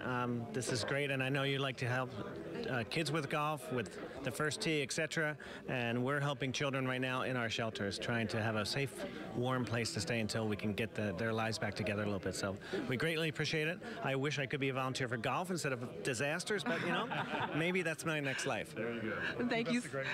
Okay, thank you so much, Art. And speaking of support, if you want to be a supporter and make a donation, that number is 713-778-8920. We will actually be collecting until 7. So you have about 3 hours left just to call in. Again, it's quick. We have plenty of volunteers here that are going to actually be helping you. So we're going to stay locked in here. We're going to keep collecting and hanging out with our friends and our volunteers that are working so effortlessly to help build up our city, guys. A big thank you to everyone, Dee. Thank you. Thank you so much. Our Troy Campbell from our sister station in Orlando is joining us now from Kingwood. So, Troy, that was an area that was hit so hard in the last couple of days. Are things better there now? Well, from what we're hearing, there's still several houses underwater. Kingwood High School still has a lot of water. Right now, we're at Kingwood Christian Church, and I have Pastor Linda right here. Linda, you guys just got like someone came in here, a call about some pets in a house, and you guys are trying to organize to get a boat right now. What is that? Yeah, there's in Kingwood Lakes, there's some cats that have been left there because everybody evacuated and they couldn't get back to get them. You can only get in by boat, and so they're needing somebody to go in there and rescue those cats and get them out of there. And the most specific information we have of that location, there was the Kingwood Lakes Apartments. Kingwood Lakes Apartments. Right. Okay, so at right now, anyone around Kingwood with a boat, get there. You guys want to get in touch with them. Right. Kind of set the scene for right here at the church right now, kind of the setup we have. I see there's some animal cages, children. Kind of, what do we have going? Yes. This time yesterday, you wouldn't have been able to do this in here because you would have dogs barking and cats meowing and abundance of kids. Our people are starting to be filtered out and finding families to take them. And so our population's going down, and we are now in the process of transitioning from being an evacuee place to come and stay and get warm and spend the night and have showers and all, to probably a place that you can come and get supplies and to go back out and do the work in the community that's going to have to be done. So that transitioning will take place Friday and Saturday probably to become a resource to the community, because people have been so generous, and there's trucks still coming in that are going to be bringing water and supplies and cleaning supplies and all of that. So we'll be a distribution center possibly starting Saturday and Sunday. And also something that you are doing here. We have some families here from some different countries, different religious beliefs. You guys are sheltering them. Tell me about this. Yes, we have a wonderful 3 generations of a Muslim family here. And it looked like we were going to be able to hook them up with a Muslim family in spring that wanted, but they've now decided to all go to the one apartment that remains, the 3 generations of them. They are an amazing family, and we love them. And the coordinator that's putting these 2 families together, a wonderful Christian woman, has been a real help trying to get them together. So, yeah, I mean, every kind of family has been in here. We all get along and do well. This is what life is about. When the bottom falls out, you find out what's important. So we found out what's important this week. And we were the first center to open up here in Kingwood. We recognized immediately that people were going to need shelter. And so we opened up, and the volunteers in this community come every moment of for the last few days. Clothes, food, calls to work, people coming in, cleaning the bathrooms. Already we have a list of people who want to come help clean when we get everybody out of here. People are taking laundry home and washing the people's clothes when they came in and bringing it back to them. Hot food is being brought in. We're also taking care of the Los Angeles Fire Department.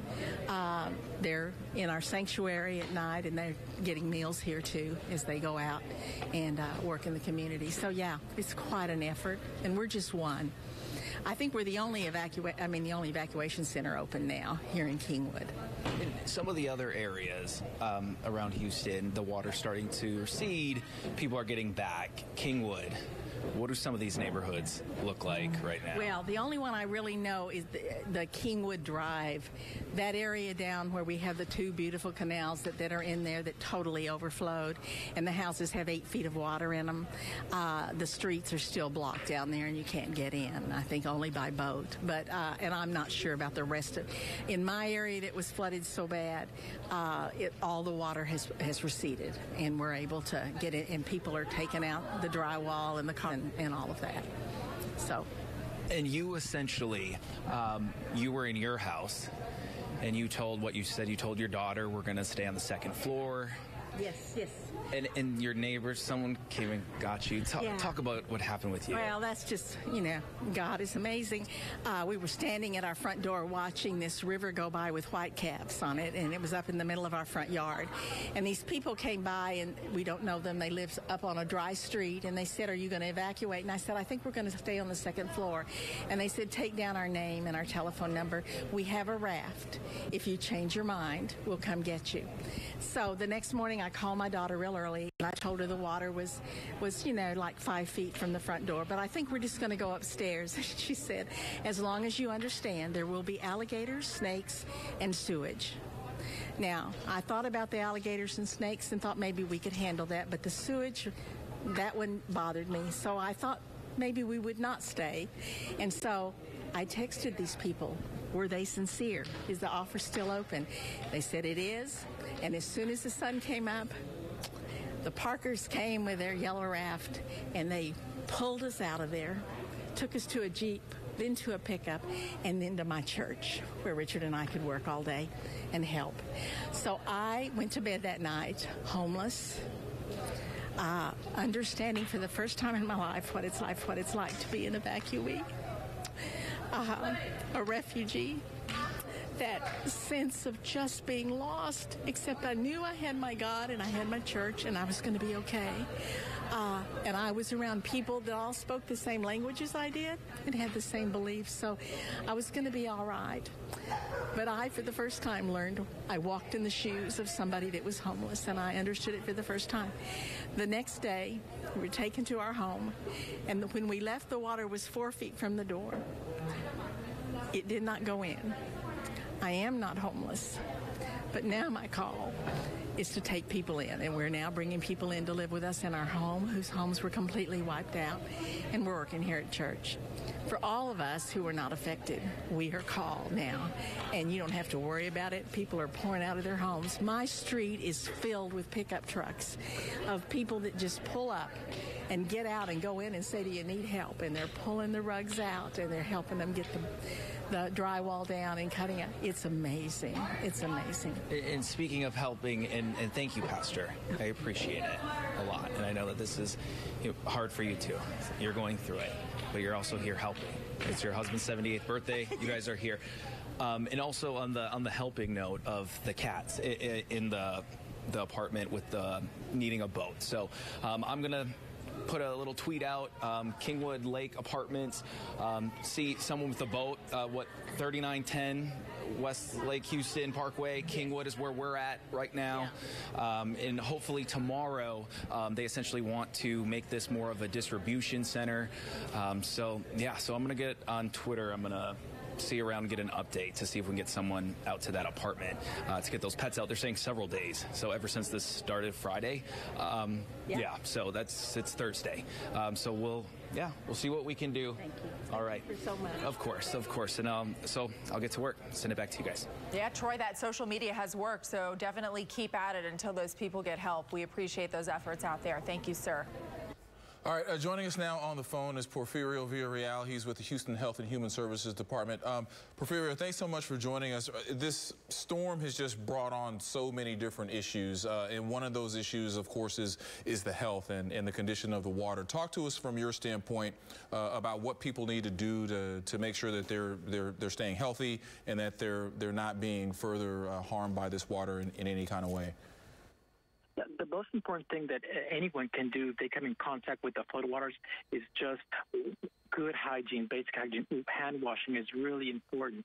So wash your hands frequently, and also don't forget to wash your children's hands, especially after meals.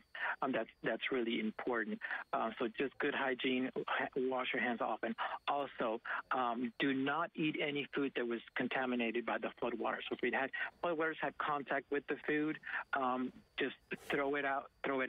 Now, if the food was in containers, if you prepared for the hurricane and bought canned goods, what you could do is prepare a solution of 1 cup household liquid bleach per 5 gallons of water.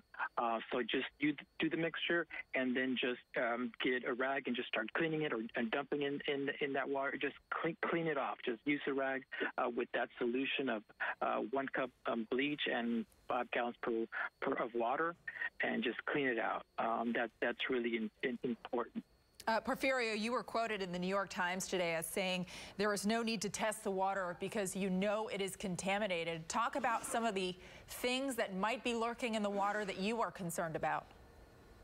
Yeah, let me first off say that in the United States, when we have flooding incidents, there's never significant outbreaks of disease. So let's just be clear about that. Here in the U.S., unlike other countries, there is never, we don't experience that mass outbreaks of disease. Now, having said that, it's still really important to avoid the floodwaters. So you don't want to go in. Of course, it is contaminated. There is no need to test the water. We know there's, germs in the soil, homes that were flooded. In their home, you have oils, liquid detergents, you have cars, any of the things that we keep in our homes, and that contaminates the water. In the soil, you have, germs. You have E. coli, Shigella, norovirus, things that makes us sick. So you just got to make sure that if you do come in contact, good hygiene, as we mentioned at the beginning, just shower, go to a shelter to shower if your home is flooded, and just wash yourself and get a good shower. Use lots of soap. That's really important. It's very important for people, for example, who had puncture wounds or have cuts. That's really important. Yeah, Porfirio, and not just a good hygiene, that's obviously important, but also oftentimes it gets so frustrating whenever we have any kind of flooding. We can often see images of people allowing their kids to play in the water. This is water that you certainly don't even, as you said, don't even approach, but certainly don't let your kids play in. You don't want to, because there might be ants, other critters, snakes. You just want to avoid that. Also, if you're in the water and you trip, you can have an accident. There may be a nail. There may be other things that could cut you, and so you want to avoid that. Accidents happen, you fall, you break a leg, and everything else. So just stay out of the floodwaters. That's really important. Now, if you've got to wash, if your child has played, just make sure that bring him into the home or wherever you're at, and just bathe and just use plenty of soap and water. Mr. Villarreal, I also want to talk about something else. In the Houston area, we know there is a large amount of industry here. We're talking chemical plants. Again, in that Times article, they were addressing Superfund sites. We, within the last couple of days, have seen an example of this happening, where the Arkema plant in the Crosby area took on between 4 to 6 feet of water, according to the company's CEO, and that is a site that houses chemicals. Can you address the concern of that, of this water coming in contact with not just homes and sewer systems, but with industry and industrial chemicals, perhaps? Yeah, that's why it's really important. We do not know what's in the water. We know that it's contaminated. There's everything from germs to chemicals to animals. That's just really important to if at all possible, stay away. Do not get in any floodwaters. That's really important, and that's the best thing you can do to stay healthy.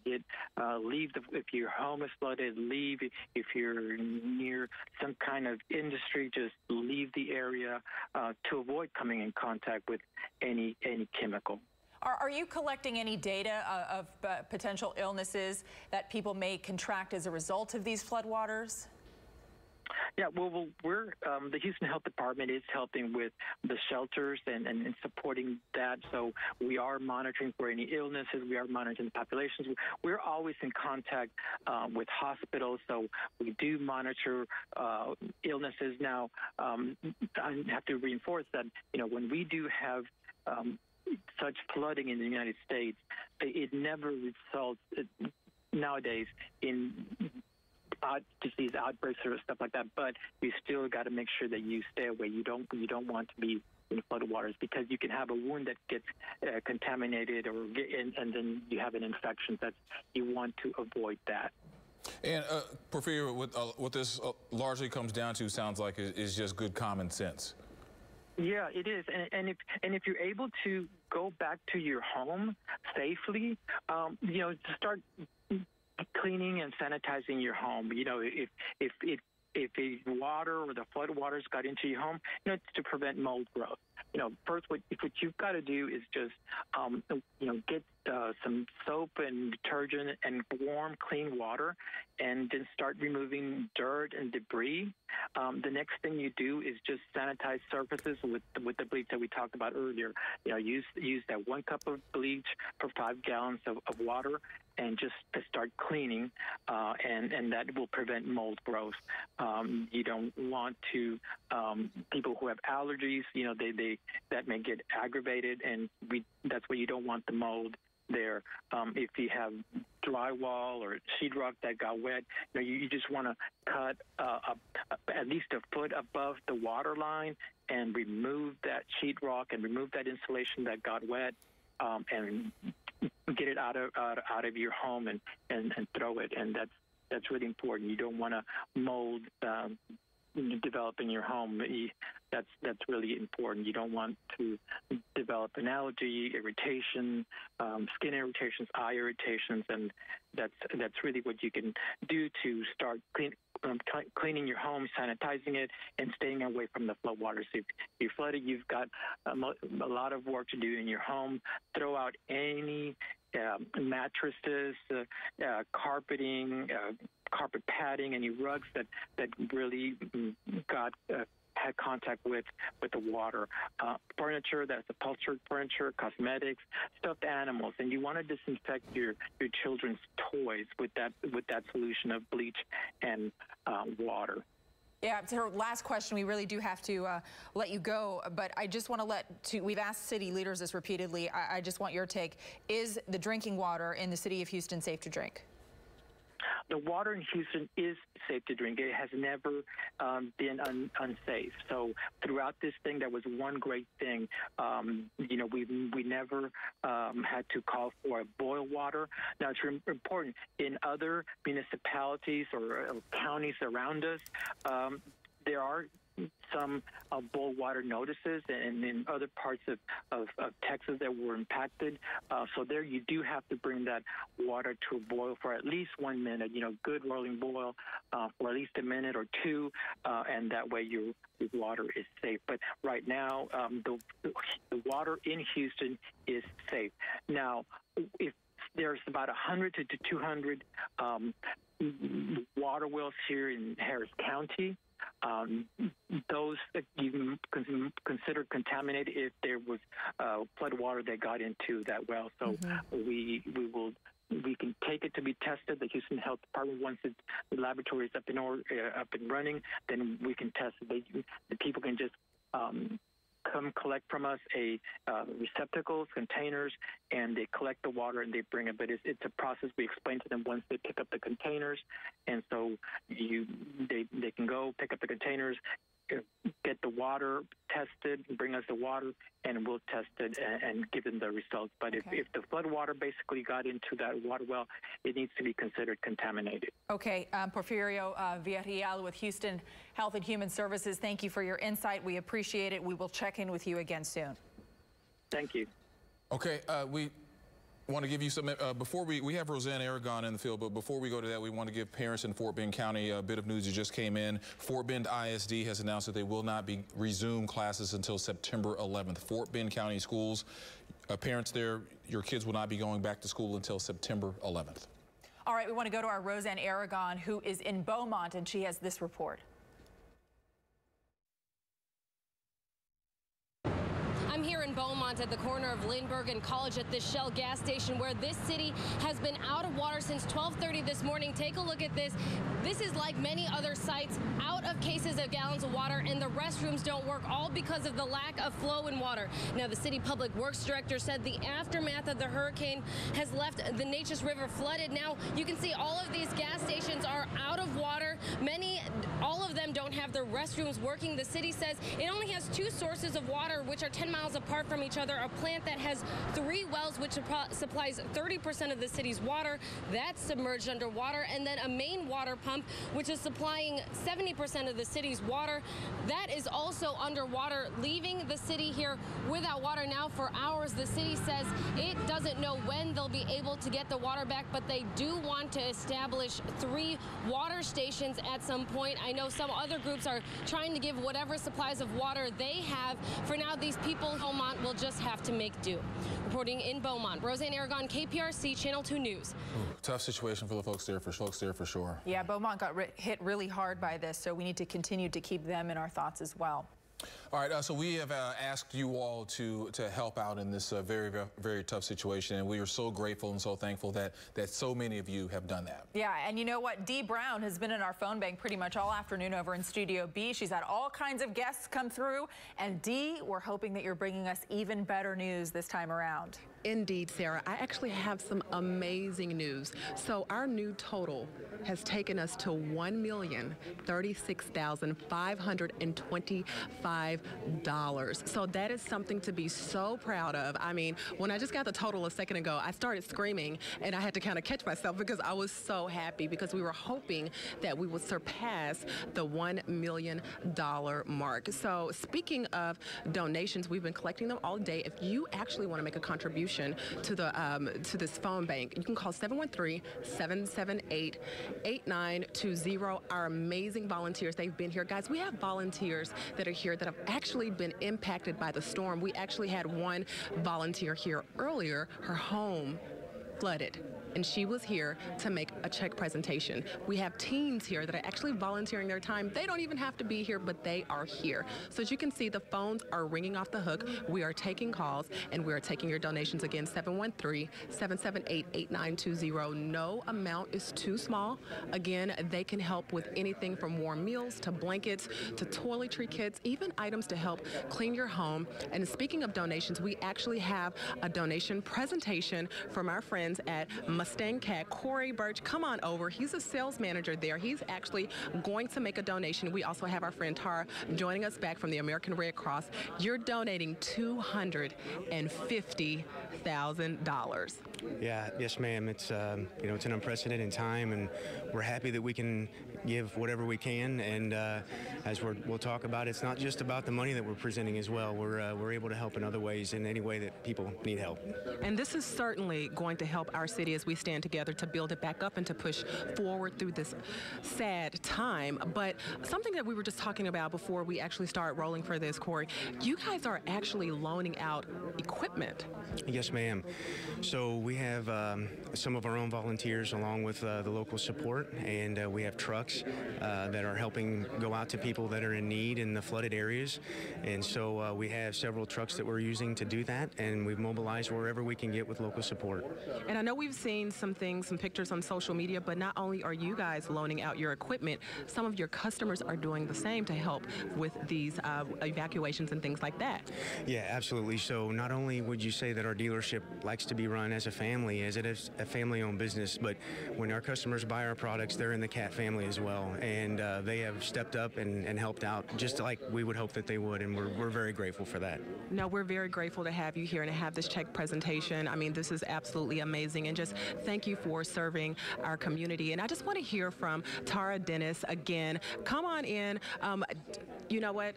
This amount is just unbelievable, and just kind of give us an idea. I know we've been mentioning it throughout all of our hits, but just kind of give us an idea of what this means for Houston and how this will help us help our community. Absolutely. Well, again, I just want to say thank you so much, Mustang Cat, for your contribution. Dee, we have 33,800 people have sought refuge in more than 240 Red Cross shelters across the state, 6 in Louisiana, with for a total of 450 people. There are over 2,000 disaster workers on the ground, with another 600 on the way. We have shelter supplies for over 70,000 guests, and another 14,000 are on the way. And along with our community partners, we've served over 250,000 meals. So That is so amazing, and that's the thing that we keep driving in, no matter what it is, whether you're dedicating your time, whether you're dedicating money, something helps no matter what it is, and that's just so amazing. And I love the fact that so many volunteers are signing up, not just with you all, but just throughout the city of Houston. And so, guys, I just want to run one last thing by you again. 713-778-8920 is the number that you want to call if you want to donate, and so that you'll know 91 cents out of that $1 will actually go to this relief effort. So again, it can help with toiletries, it can help with cleaning products, it can help with warm blankets, hot meals. It will help our Houstonians that are in need, and no amount is too small.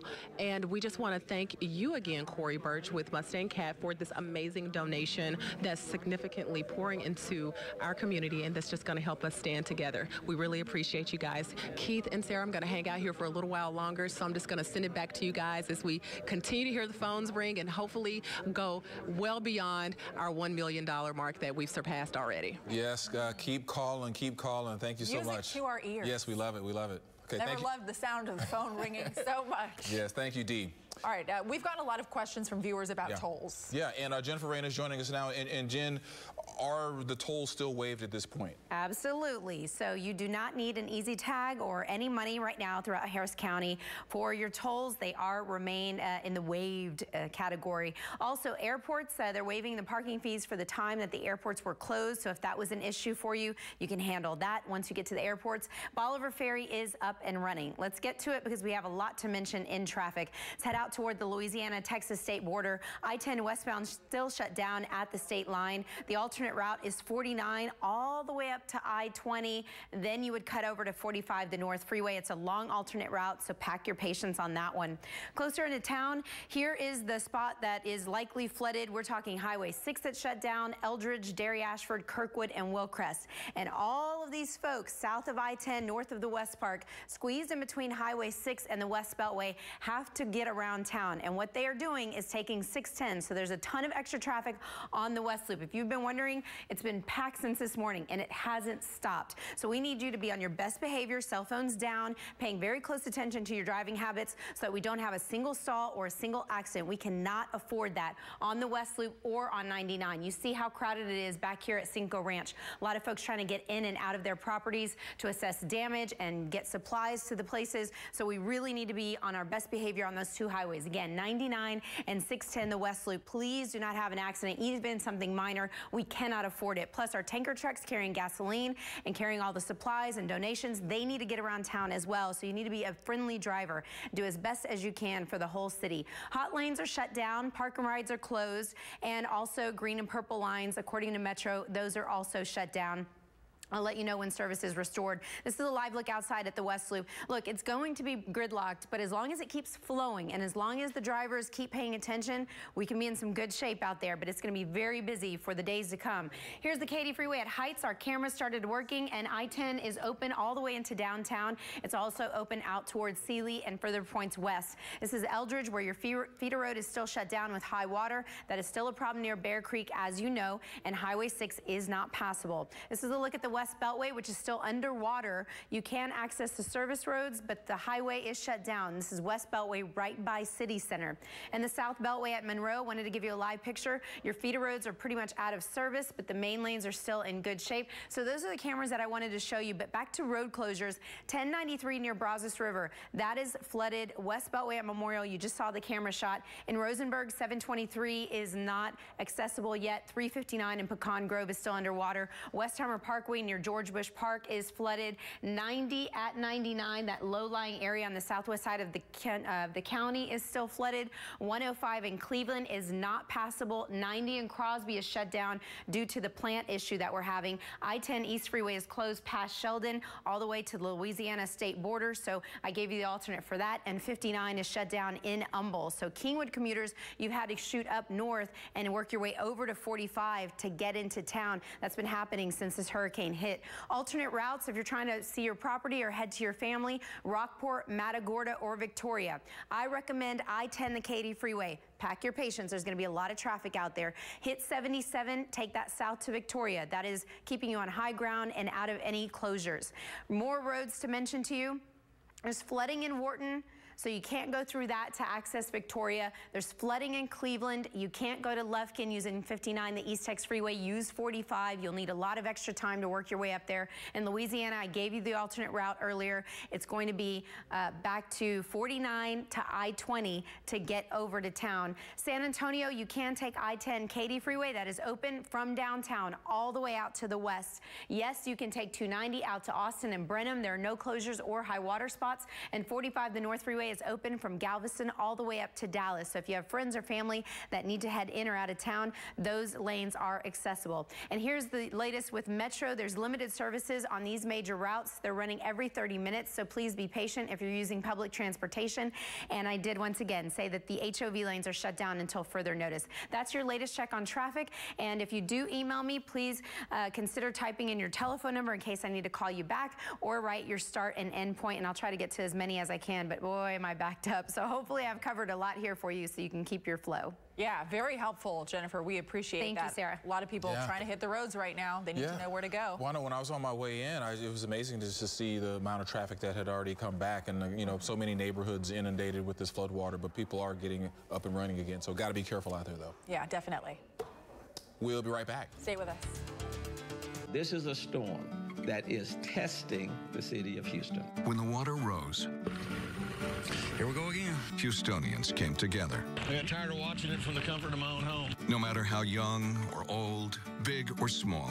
Everybody's out here to help, and like they say, Texas strong. Neighbors helping neighbors. And people just organized this boat brigade, and it's just people who heard the need, a virtual 911. Yeah, it was really, really heartwarming. Proving that together we can rise to any challenge.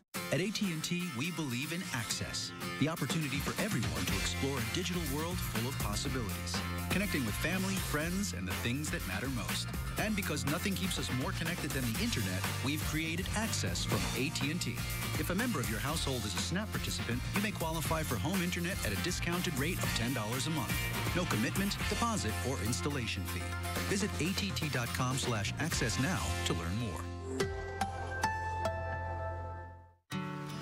We're out in the pristine, unpolluted waters of the Bering Sea, the most remote area in the entire world, practically. The Bering Sea has the most abundant wild cod in the world and the most delicious. Catching fish the way we do it, one at a time on a line, we can focus on catching just cod. And within 1 hour, we chill the fish all the way through because it locks in the quality, it locks in the taste. We go to the ends of the earth for the freshest tasting fish. You just have to go to HEB. This is the Wild Alaskan Seafood Department at HEB. No store does more than my HEB. How do you want to live? As a decent person? Good husband? Is that it? Good? Of course not. Parent of the year? Better. Making her heart skip a beat. Thump. Undeniable. Like a boss. Like a pro. We couldn't agree more. We are professional grade. For a limited time, get 20% below MSRP on almost every 2017 GMC Terrain model. That's nearly $8,000 below MSRP on this Terrain. Also, many of us are on the road to recovery right now. A lot of people are also focusing on the health of flood survivors. Yeah, Channel 2 Sion Road spoke with some local health officials and filed this update from the NRG Center. We are here at NRG Center where they, of course, are taking in thousands of people. That number is dwindling, and that's actually a good thing because they are cycling back home. But there are still folks here who are in need, and part of the medical response being led by the Harris County Public Health. I've got the Executive Director, Dr. Umair Shah, here with me. Dr. Shah, thanks for being here. Thanks for having me. Appreciate it. Talk to me about the needs that are needing to be met here when people are coming into this shelter. Well, as you know, the first response that we were having was really about search and rescue, evacuation, and getting people out of harm's way. Well, eventually when you get people out of harm's way, you've got to either get them back to a neighbor or to a family member or to a shelter if they don't have a place to go immediately. And so the good news, as you said, is that there are a lot of folks that are very quickly turning around, being able to get picked up by a family member and go somewhere. But some folks aren't able to, and that's where the shelter like this comes in. So our medical component is very much about making sure when they first come in that there's triage happening and we understand, are there any issues, any acute issues that are going on from being in the water, evacuating from their homes, or even as many elderly as you can imagine, sometimes they have electricity for a wheelchair, electricity for oxygen, and those kinds of things. And so this allows us to be able to check all that, make sure there aren't any medical issues that are coming up. We saw a video of people walking through waist-deep, chest-deep water, so they're coming in at the time when they were coming in, cold, wet, so any sort of issues could be a problem there. Right. So one of the biggest things that we've been saying pre-storm, during storm, is that you have to be really careful about avoiding any of those the water-filled roadways or where you've got pooled water, because there's so much that can be lurking in those waters, right? You can have down power lines, you can have critters, you can have snakes or something that can bite you, rusty nails. You might actually get you need to get a tetanus shot because you're in that kind of a situation. Or, and this is the other thing, is that there's all these household chemicals or other kinds of, even an auto shop might have some chemicals that go into that water, and now you've got contaminants and pollutants, and now you're wading through that water. And so small abrasions and just really even small cuts, if we don't give attention to that with antibiotics or covering it up with a cream or making sure that those waterlogged areas of your body are cleaned up and cared for, that can lead to a serious infection. And then you have a lot of folks that may have chronic conditions, right? Diabetes, or they may be on chronic steroids, or may on dialysis. These are the kinds of individuals that we really want to pay attention to make sure that we are taking care of any of those health needs that come up. Talk to us about what else you're doing on the community in terms of protecting the public health during this situation. So there are a lot of things that are happening. Our department's been busy. We've been working pre-storm, during the storm, and now. And many of the activities are very much about ensuring that health and safety of the entirety of the community. What we're doing is we're obviously working with our county officials, law enforcement, fire marshal, and all the other partners that we have under emergency management, just so that we're at the same time connected with, as they're doing search and rescue, where do people go, as a shelter may open like here, what are the medical needs, and all those other aspects that are happening. But we're also getting messaging out there. A lot of people are still having homes that are going to continue to have changes in water, so water may start to now rise in certain neighborhoods. And so now you have a situation that maybe 2 days ago somebody says, I'm not flooded, and now they may be. Or the other opposite is that you've got somebody who now is returning back to their home, and now you've got folks that are saying, oh gosh, there's water here, how do I clean up? And so we've got a lot of resources that we put on our website, but we're also pushing out through social media that really allows people to be safe when they get back into their homes, to be safe when they get into those areas that might be contaminated. And what we're saying is that if you're not sure about an object that might have been contaminated or might even just touch some flooded waters, if you're not sure, you can't disinfect it, throw it out. That applies to you. It applies to your kids, because kids oftentimes forget or don't want to listen, and they wade into those waters. But it also applies to your pets. And we want to make sure that people are really thinking about all the various ways that they can protect themselves and their families and their pets and their neighborhoods. Absolutely right. Dr. Shaw, who is the Executive Director of Harris County Public Health, leading the medical response here at Energy Center. That's the latest from here. Back to you. Okay, so many things to consider. Huh? I know. It really is a long list of things, and debris pickup, cleanup, floodwaters. There's a lot to keep up with. And, of course, a lot of people still keeping an eye on the river levels. Yeah, that's right. Yeah, for sure. A lot of people concerned about that. And Frank is joining us now just to talk about the river levels and the impact that the weather's going to have on. I have a full plate. You've had a full plate for quite a while. I'm like a waiter with a full load here. Yeah. You know what? The river levels have some good news to them. That's good. Okay. Yeah, that's good. And speaking of which, some of these Click2 pins have been terrific. Old Town Brazoria down the river. This is actually a moving picture. How about that? That's the Brazoria Reservoir in frame. That was at 8:30 this morning. So these Click2 pins will give you such an idea of what is going on around. I'm going to do some water first and then get to some really nice pictures. University Park subdivision at Mason Road in Camden. Brazos River does not allow flow through Cinco. All right. Double Bayou. Yeah, that's Buffalo Bayou. You're right about that. Double Bayou here. Anahuac. Anahuac just got so much rain. Chambers County just got so much rain the other night. Looking back again at Old Town Brazoria from the Brazos River, that's another nice shot there. This is Angleton, Bastrop Bayou in Angleton. If you're in that community or concerned about that, and you can talk to each other with this app and say, hey, did you happen to see this or happen to see that? This is water level as of 12:45 today at the 12,700 block of Boemet Memorial. That gives you an idea what's going on there. Video here looks like a drone shot. Light of the World Church in Port Arthur, Texas. Haven't we heard it from Port Arthur and Beaumont? 50 inches of rain from the National Weather Service is what they're, I know. And no water, no power. It's heartbreaking. Now, cleaning up, getting better. Water has gone down considerably here at Jesse Home Park. That's from Humble. People are taking shelter. Oh, there they are. Armadillos are back. Have you been noticing more Click2 pins during this weather event? Have we been getting many more? Oh, thousands. Wow. Yeah. I mean, when I ask for sunsets, I'll get 20 to 30. Yeah. Thousands. Wow. Yeah. No, it's terrific, but it's so valuable. Look at this little guy, little deer. Stranded from mom, a little baby deer. Man got separated, huh? I know. And then we've got a little guy swimming in the yard. Catfish in a yard. Oh my God. He's been relocated. I love this. Okay, that's good. He's been relocated to deeper waters. And this is so sweet. The Klein ISD police officers spend the day helping the community. Look at that. You know, a hug goes a long way in a flood. It really does. And then the cleanup. I have a friend who he lives on a cul-de-sac over in the Bel Air area. Everybody flooded but him. Wow. In his cul-de-sac. But he went to go and help his neighbors today, and they said, we have so much help.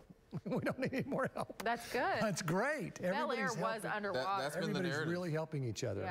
Yeah. No, it's wonderful. Here's a look, cleanup in Dickinson. Well, there you go, lots of helping hands. This is again in Dickinson. Gosh. And look at this guy. In a time of need, cousins will come.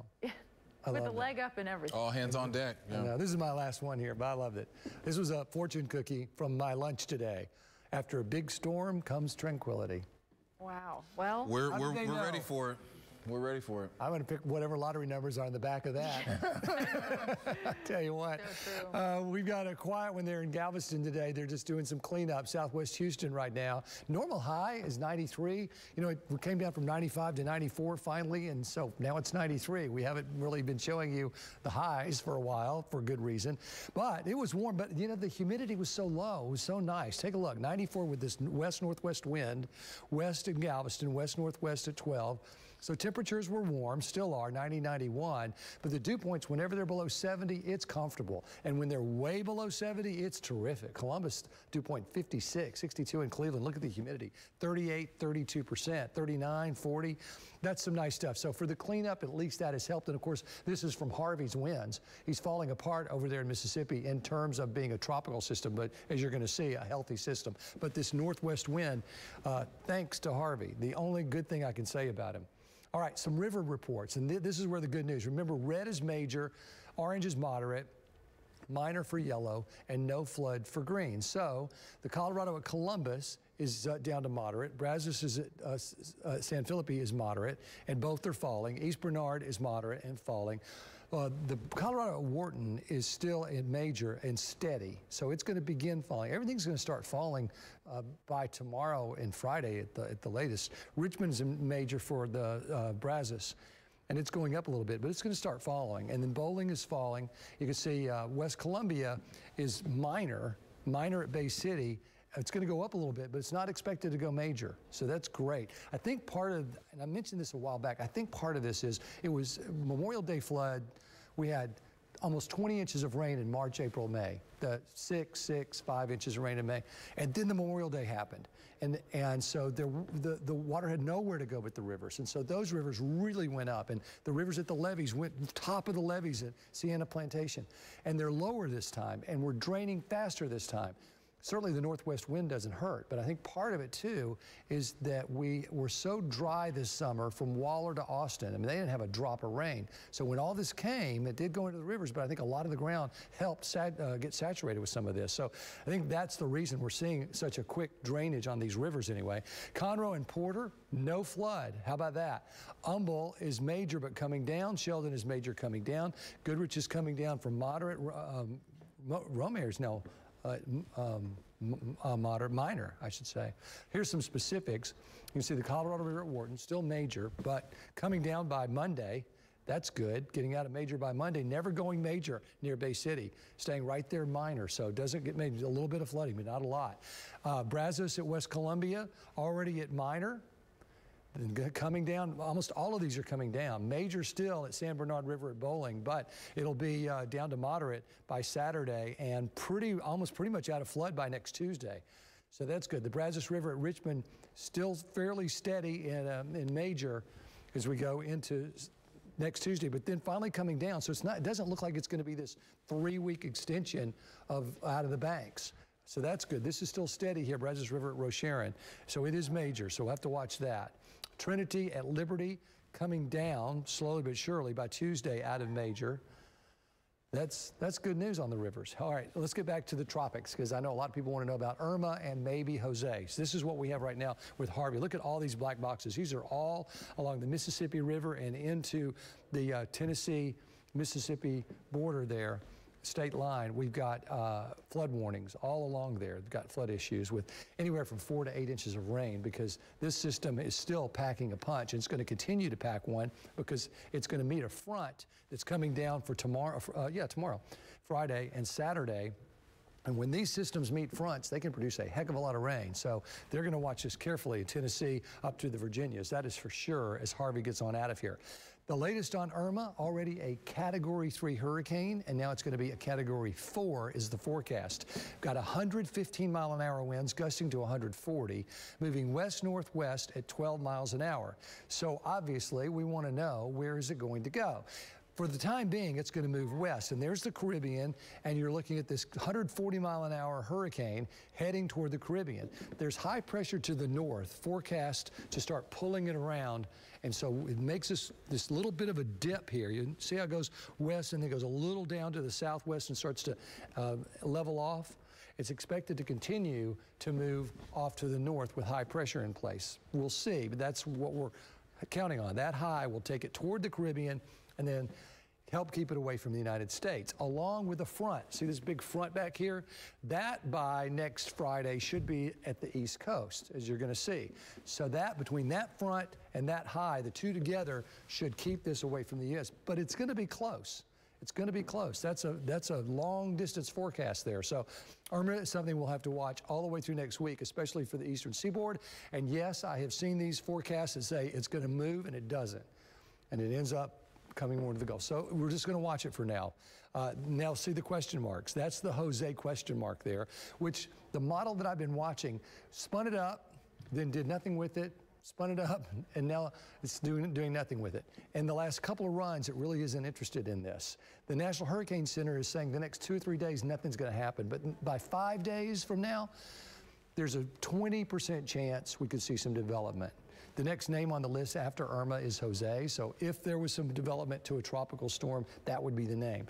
But it's just a 20% chance. It's sort of like it could happen, and that's where we are with that right now. So, but we have to acknowledge it, because if it does happen, we're going to want to know about it and know about it in advance. So what's left of Harvey, and there are no more advisories on Harvey, by the way. It's just a tropical depression. Hurricane Center, from a tropical standpoint, not interested in it anymore.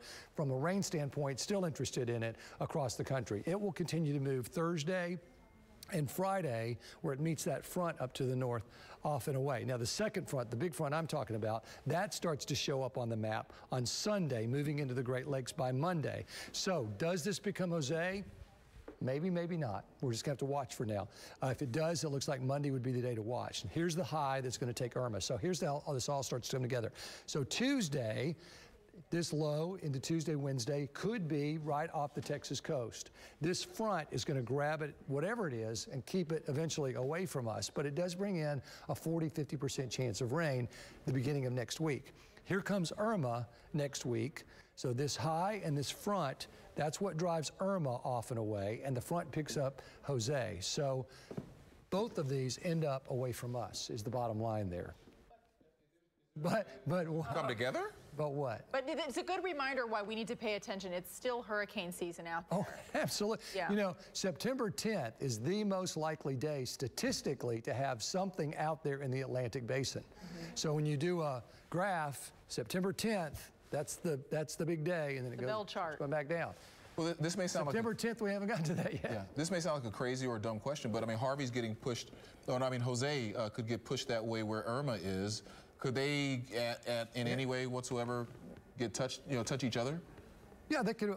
Irma would probably absorb and yeah. Absorb it. Absorb it. They could become the same. So yeah, 2 and 1. Especially since the winds around this front are going to be the winds around the front. Like imagine this: the wind goes from north to south and will come around from the west with this front. So here come these. That's why I've got this low moving this way, because the winds will be out of the west, just like the jet stream is from west to east. Around this front, it'll be west to east. And so that's why it'll keep it away, because it'll push it away. So this high is going to be pushing this from south to north. And so as those come together, Will they touch each other and become one big hurricane? That won't happen. Okay. What will happen is this low will get absorbed by this front. And then the front will meet Irma and absorb Irma. Assuming this is the path that both take. That's the path that they're going to take. And let me show you this American model, because this doesn't really do much with it. And the American did a great job with Harvey. I put the L there simply because this is an isobar indicating lower pressure.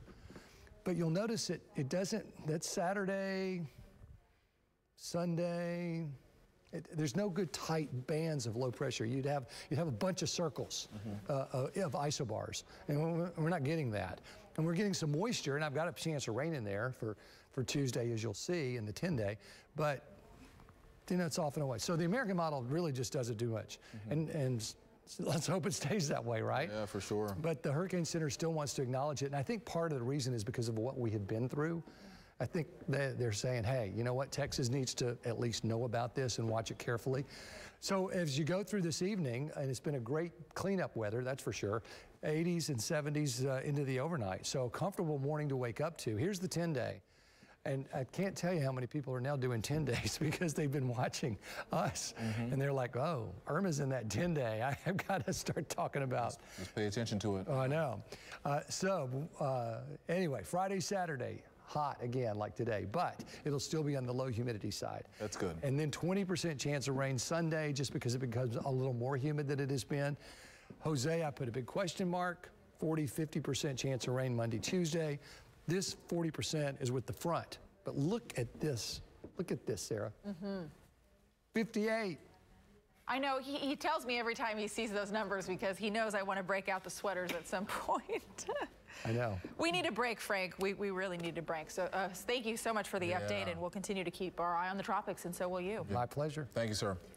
Okay, so again, we've asked you all to help out everyone who's been affected by this storm and the resulting flooding. And so we've had a phone bank day 2 started this morning at 6 o'clock. Yeah, it did. And you know what? It's been a very successful day, and we set a goal for a reason.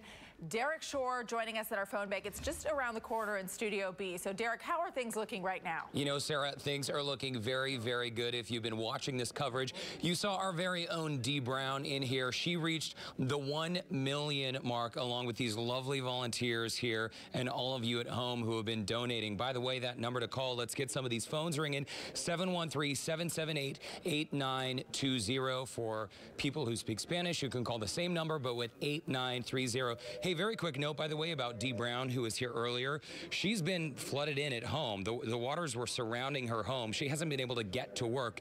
So today she had a very interesting way of getting into work with her big rubber boots. She sort of hitched a ride with a neighbor, but she made it in. And like many of you, many of us have been in similar situations. So love to hear those phones ringing. The total, as I mentioned, just hit $1 million a while ago, but we are about to add to that total, creating a very, very large number, folks. I want to bring in Art Shaw. He is visiting from Virginia with the Red Cross. And Art, you are joined by Mr. John Chrisman of the Apache Corporation. Guys, that's a very big check. John, do you want to tell us why you brought it? Well, we obviously we call Houston our home. We have over 3,500 employees worldwide and about 1,000 in the city of Houston, and many of those have been impacted. So on behalf of our employees, you know, we're pleased to be able to give this check to the Red Cross and help rebuild our great city in this time of need. I'll say this is just one of the many things that Apache's looking to do, and we think the Red Cross is a great, you know, a fantastic organization and doing a great job helping Houston. So $250,000, folks. And Mr. John Chrisman, you were telling me just before we went live, you have about 100 or so employees who have really been impacted by the storm. That is correct. About 10% of our workforce. And obviously that doesn't count the families and friends and other impacts. So I've been real proud of how our organization, our employees have come together and really helped, you know, with the spirit of Houston at this time. Art, we've been hearing for the past couple days some of the ways the Red Cross is always mobilizing on the ground, working with partner organizations. How critical are these funds, you know, continuing to come in? Oh, they're extremely critical because this is a long-term event. This isn't just the Red Cross coming in for a week or two and saying, okay, everybody's good. We're expecting to be here quite a while, probably in the late fall. There's a lot to do. We're going to take care of our clients, but these kind of donations, these wonderful corporations, just can have us keep our mission going and prepare for the next one, because somewhere it's going to happen in this country. But it's great that we can help our clients. We have a lot of people in shelters, and it takes money to do that, and this is how we're doing it. Well, and when you mentioned preparing for the next one, I want to also point out that before Harvey, you had to be prepared for Harvey. I mean, mobilizing, bringing blood, for instance, to local area hospitals, so blood and platelets were available, bringing in the comfort kits, all of that stuff was manufactured before yesterday. So you've got to have your resources in place, ready to go at any given time, right? Yes. We started mobilizing probably about just as it turned off of Mexico, about a week out, and then we have a 120-hour basically plan to get ready. And by the time the storm hit on Saturday, we probably had trucks stationed kind of all around the archway, outside of Austin, outside of Dallas, ready with water, everything else. But the problem has been we just can't get to the places because the roads have been so tough. So we've had trouble getting volunteers and people and supplies in. So we've used National Guard trucks. We've had flown blood products by helicopter, both outside to hospitals, and they've brought it to us so we can distribute it locally to other hospitals.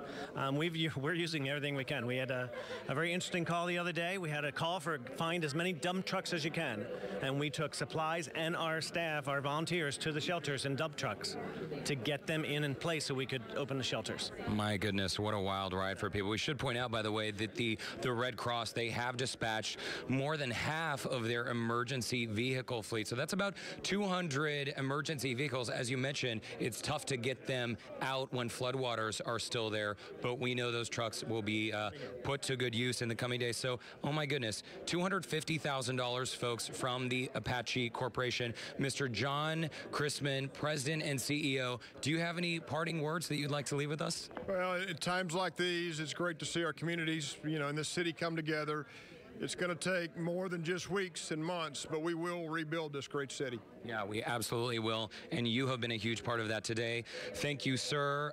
We will say goodbye for now, but we're not saying goodbye to all of you just yet, because our live phone bank will continue here in Studio B until 7 p.m. tonight. Let's please keep those phones ringing, 713-778-8920 or 713-778-8930. We have some folks here who speak Spanish and can take your donations. They will walk you through the process. It only takes a few minutes. It's a small step, but it makes a huge difference. Again, the Red Cross is ready to go on the ground. They've already mobilized literally more than 100,000 meals ready to go, about 40,000 more meals on the way. And remember, they're also helping people find shelter, provide a warm, safe place to sleep. They were able to, provide them with these comfort kits, with deodorant and shampoo and shaving cream and all of that. So honestly, if you're out there and you're wondering, will $5 make a difference or $10? It absolutely does. And you've seen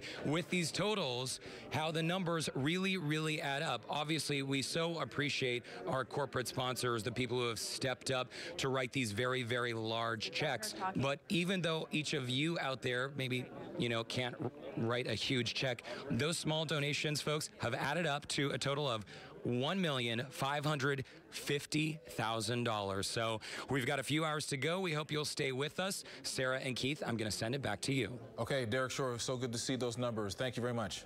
All right, we want to listen in to Governor Abbott. He is holding a press conference right now at the Corpus Christi International Airport. A man who knows how to face challenges and overcome those challenges. A man who will help Texas lead to build an even better Texas. I'm proud to introduce Mike Pence, the Vice President of the United States. Thank you for your help. Thank you, Governor Abbott, and Cecilia, thank you for the extraordinary leadership that you're providing for the people of Texas. I think the President said just yesterday that you were doing an incredible job.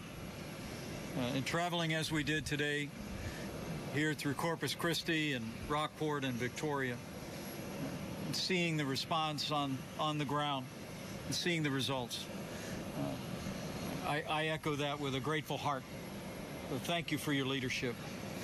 I'm also grateful to be joined by members of our cabinet, the Secretary of Transportation, Elaine Chao, Secretary of Veterans Affairs, Shulkin, and who else is back here? Secretary of Labor, Alex Acosta, and we'll hear just momentarily from each one of them, as well as our Secretary of Homeland Security, Elaine Duke.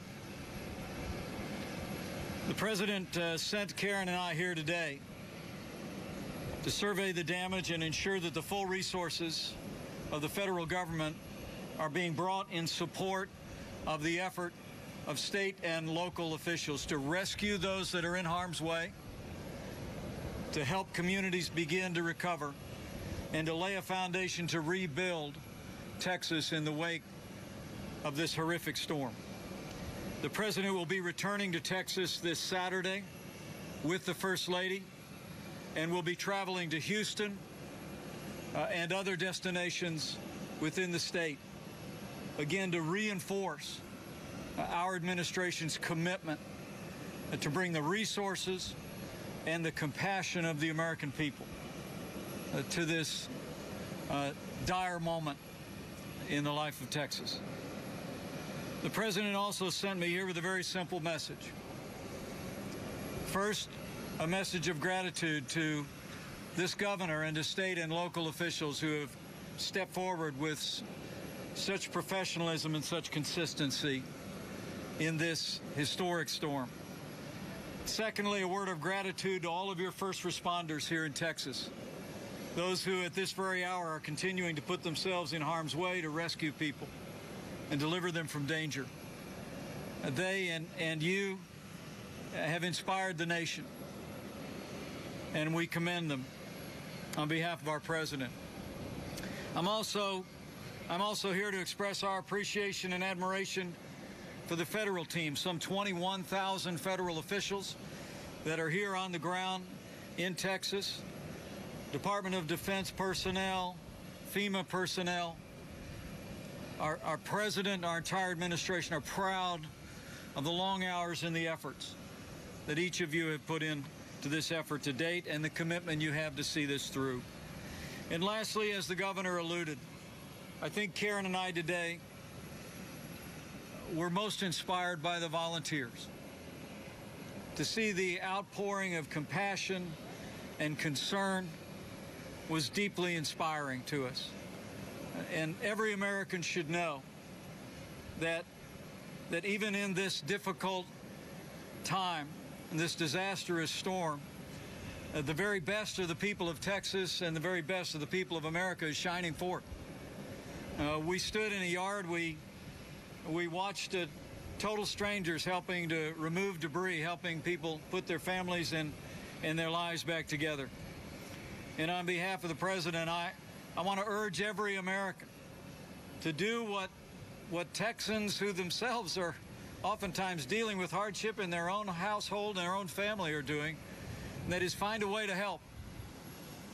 You can go online, you can donate resources, or you can do like thousands of Americans are already doing and will be doing in the weeks and months ahead, and that is find a way to get here and be the hands and feet and compassion of the American people to help these families, help these communities rebuild. President Trump often reminds us that we are one American family, that when one hurts, we all hurt. We stand together in difficult times. And to the people of Texas, on behalf of President Donald Trump, I say you are in our prayers and in our hearts. And we are with you. As the President said in his visit here earlier this week, and said again yesterday, I say today, on behalf of the American people, with the leadership of President Donald Trump, to the people of Texas, we are with you today, we will be with you tomorrow, and we will be with you every day until this great state and these great communities recover and rebuild to be even better and stronger than ever before. With that, allow me to recognize the Secretary of the Department of Homeland Security, Elaine Duke. Good afternoon. As the Acting Secretary of Homeland Security, my job is to tell you about the work that the federal government is doing in supporting the governor and the state of Texas in its recovery. As the Vice President said, we've rescued more than 10,000 people from the state of Texas, and we're in the process of individual assistance to help people get back to their lives and homes. To date, we've approved already over 100,000 requests totaling $50 million of individual assistance. Today, we saw some hope of the recovery. Some of the hope was in infrastructure, the Harvey Airport and George Bush Intercontinental Airport opening. But more important, we saw the hope in the people. This is a real partnership to complete the work that needs to be done in Texas. We, as the federal government, will be supporting the state and its people. The not-for-profits that are here, hugely important. Congress, everyone, it is important that we all come together. And I think what was most momentous to me, led by the survivors that we met with today, was how much hope, joy, and love is still in Texas. And I just pray that that flows throughout the world and grows in the United States and beyond. We will continue with the infrastructure recovery. We expect search and rescue to continue for the next couple days, the waters to peak, hopefully within 2 days, and then as they recede, we can get out of the search and rescue mode and more further into recovery for the survivors in the area. And again, I thank you, and it's an honor to be here and be able to support this and take the energy back to DHS, where we will continue to work with the people of Texas. Thank you. I'd like to turn it over now to Secretary Chow. Thank you. Thank you. You know, today has been a very emotional and yet inspiring day, as you have heard from the governor, the vice president, and also Secretary Duke. The Department of Transportation is doing everything possible to support Governor Abbott and the people of Texas. We are making available more than $100 million in financial support to meet the infrastructure needs of Texas. There's approximately $353 million in pending Department of Transportation funds available to Texas between today and the end of the fiscal year, October 1st, September 30th. The department has over 40 staff from the modal administrations, ground, air, transit, railways, waterways, on the ground coordinating, getting transit assets back up and running, finding drivers for buses and trucks, for example. And a team from the Federal Highways Administration has been on the ground before the storm even made landfall, providing technical assistance to the Texas Department of Transportation. We are working with the state of Texas to reopen the airports so far, as you have heard. Corpus Christi, New Orleans, Houston IAH, Houston Hobby, and Victoria are open in some capacity. Beaumont Airport remains closed except for military flights. Roads in the impacted areas continue to be inundated with water, with many closures. We are learning more by the hour and are working with our state partners to assess conditions as quickly as the water recedes. We have also identified more than 200 engineers who can be on the scene within 48 hours to begin expedited inspections of roads and bridges so we can be on the way to recovery. Our crisis center is manned 24/7 to monitor critical infrastructure. We also have a special hotline for first responders and others who need to know how to get around blocked routes. And just an hour ago, I've signed an executive order at the request of Governor Abbott, basically waiving the requirements to allow expedited fuel deliveries from 25 surrounding states to help the delivery of fuel to Texas. Because one of the things that we are learning is the declining supplies of aviation oil, gasoline, all sorts of fuel supplies. So, Governor, we have waived that requirement, and you've got it. Thank you. We need it. You're a blessing. Those other numbers are very impressive. That's fabulous. Just jump right in, Alex. Oh, I'm so sorry. I was once Secretary of Labor, so I cannot forget the current Secretary of Labor, Alex Acosta. Alex. Thank you. Today was a difficult day. We saw a lot of destruction, but we also saw individuals, Texans that were here, as the governor said, helping each other. Texans helping Texans. And my takeaway today is that Texans are survivors. They are helping each other. They are solving their problems. The president also wants to make sure, however, that all of us in the cabinet are here to support the governor and to support his efforts. And so there are individuals that may be wondering, what will happen to my job? Will it be there? Will I have to retrain? And so the Department of Labor is making available to the state of Texas $30 million to assess workforce needs from the Dislocated Worker Fund. We've also approved disaster unemployment insurance so that those individuals that do not qualify otherwise for unemployment insurance can have access to a means to make it by until they find a job. Today, we saw individuals that are going to survive and are going to rebound because they are resilient, they're determined to rebuild, and they have incredible character. And that's a testament to the people of this state, and that part of it was the best takeaway from today. Thank you, Governor. Thank you, Secretary. Thank you for your help. Great job, Alex. And we have with us as well the Secretary of Veterans Affairs, Secretary Shulkin. Thank you. Good afternoon. We have over 528,000 veterans in the affected area, and the Department of Veteran Affairs is here to make sure that they're getting the care they need. Our medical centers have remained open throughout Texas and Louisiana, and although some of our outpatient centers have been damaged, every day we're getting more and more of those opened up. I'm very proud of the men and women that serve in the Department of Veteran Affairs to make sure that we fulfill that mission. As many people said, today was an amazing day, and I was honored to be with the Vice President and Mrs. Pence and the Governor and my fellow cabinet members.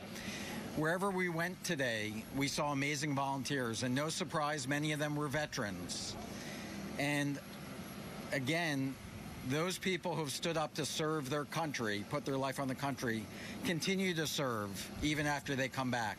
Veterans are amazing people who are giving to their community, and I was so proud to be with them today and to be able to see this firsthand. I'm now going to turn this back to the Vice President, who will take some questions. Okay, thank you for your help. Thank you for helping our veterans. Questions for me or for the governor from any of the press? Yes, please. Thank you, Mr. Vice President. Darlene Superville, Associated Press. How soon will the administration send its initial disaster aid request to Congress? How large will it be? And do you think this funding should be offset by budget cuts? Thank you. Well, thank you, Darlene. And let me say that the administration has already been in contact with members of Congress about a supplemental appropriations bill to deal with the immediate needs of federal assistance for individuals, as well as assistance to businesses that are recovering in the wake of Hurricane Harvey. And we expect Congress to move quickly on the initial legislation, and we'll be working very diligently in the opening weeks of Congress to accomplish that. But let me say we're very confident that members of Congress in both political parties appreciate the historic nature of this storm and understand the enormous burden that it's placed on families and communities here in Texas, and we anticipate strong and bipartisan support for that measure. I will tell you that the decisions with regard to overall budgeting will be based on decisions that are made by members of Congress and by the president. But as I've done in the past, I look forward to strongly supporting the president's leadership as we make sure that Texas, in real time, because we're still in the midst of a rescue operation and a recovery operation that's unfolding before us, that in real time has the resources, and that no Texan should doubt as they apply for available federal assistance. No small business or business that's affected should doubt that this administration, this Congress will come together and make sure those resources are there. Mr. Vice President, Matthew Seedorf, NBC Fox, San Antonio. We've spoken to numerous people that have lost everything from this hurricane. I'm sure you have as well. Yeah. And they're terrified because they say that their FEMA's not getting back to them. What advice do you have for them specifically? Well, I'm going to ask Elaine to come forward. But at this point, I can tell you, as of this morning, we have actually had more than 311,000 citizens who have gone online or telephoned in to register for disaster assistance. And I am pleased, and I think Texans should be encouraged to know that we've already distributed more than $530 million in assistance. But as we focus on the rescue operation, and as of this morning, there were still 900 calls per hour coming in, and saving lives has been the #1 priority of the governor, of the president, of all of us, and continues to be. We just urge people to take every opportunity that they have, whether it's by telephone or online, to apply for that federal assistance, and know that help is on the way. And we'll make sure that every Texan and every Texas business that it's entitled to federal support receives that support. Elaine, did you want to add to that? Yes, I support everything the Vice President said. If you can get online, the best way to apply is online, because you can enter a lot of the data that way. Your insurance, how to get back to you, that is the best way if it's possible. If not, use the phone banks. We are I'll call it triaging. So there's people that have mortgage payments due that are currently not in situations where they need immediate assistance. So we are prioritizing based on that.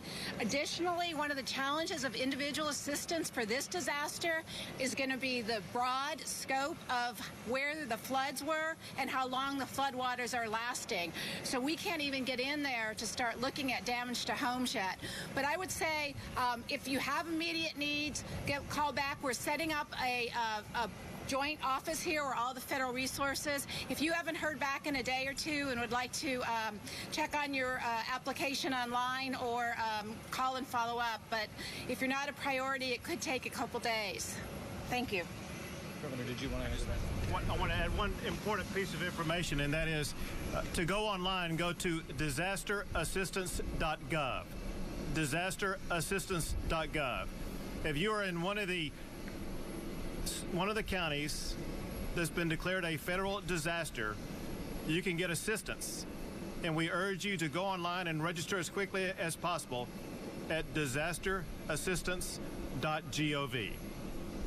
Thank you, Governor. Please. Mr. Vice President, Jennifer Jacobs from Bloomberg News. Hey, Going back to offsets, sir, do you still stand by your position from 2005 that disaster relief funding should be offset by cuts elsewhere? And can you tell us what the Trump administration's position will be on offsets, please? Well, I know that President Trump's top priority right now is focusing on rescue and recovery efforts.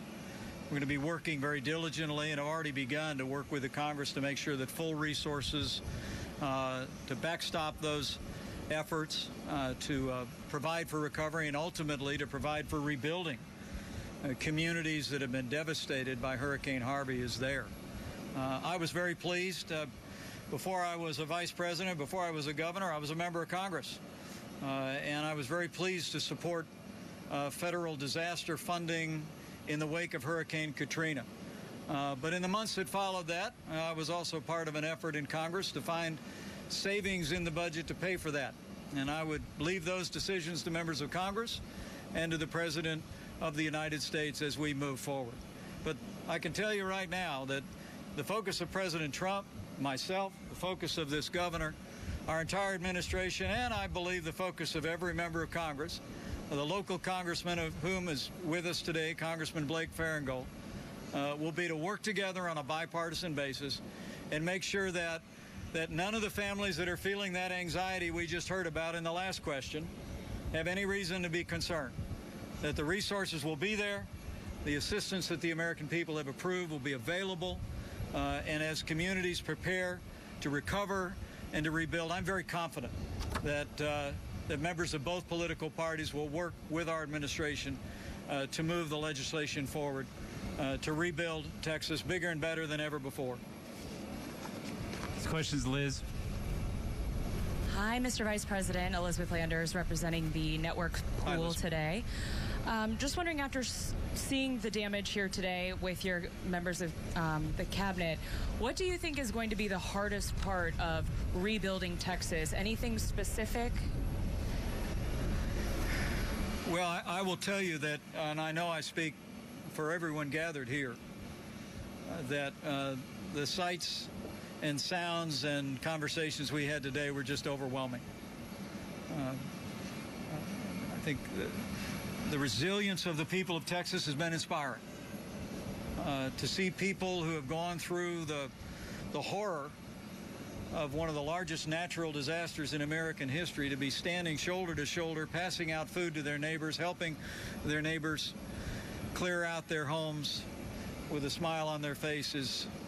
It's humbling to me, and it's deeply inspiring.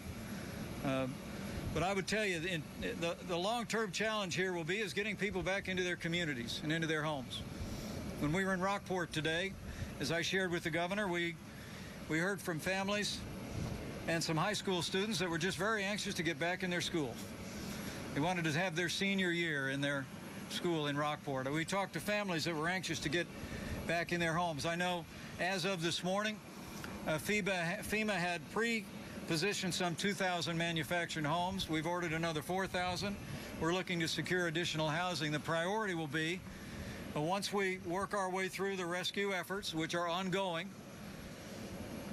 and we move through recovery and then rebuilding, the priority of our administration, working very closely with Governor Abbott and his administration, is to get people back in their communities, to get people back on their streets as quickly as possible. And so housing and finding available housing will be a long-term challenge. But again, the sheer magnitude of this storm, its impacts that we saw on the ground and from the air, are not lost on anyone here.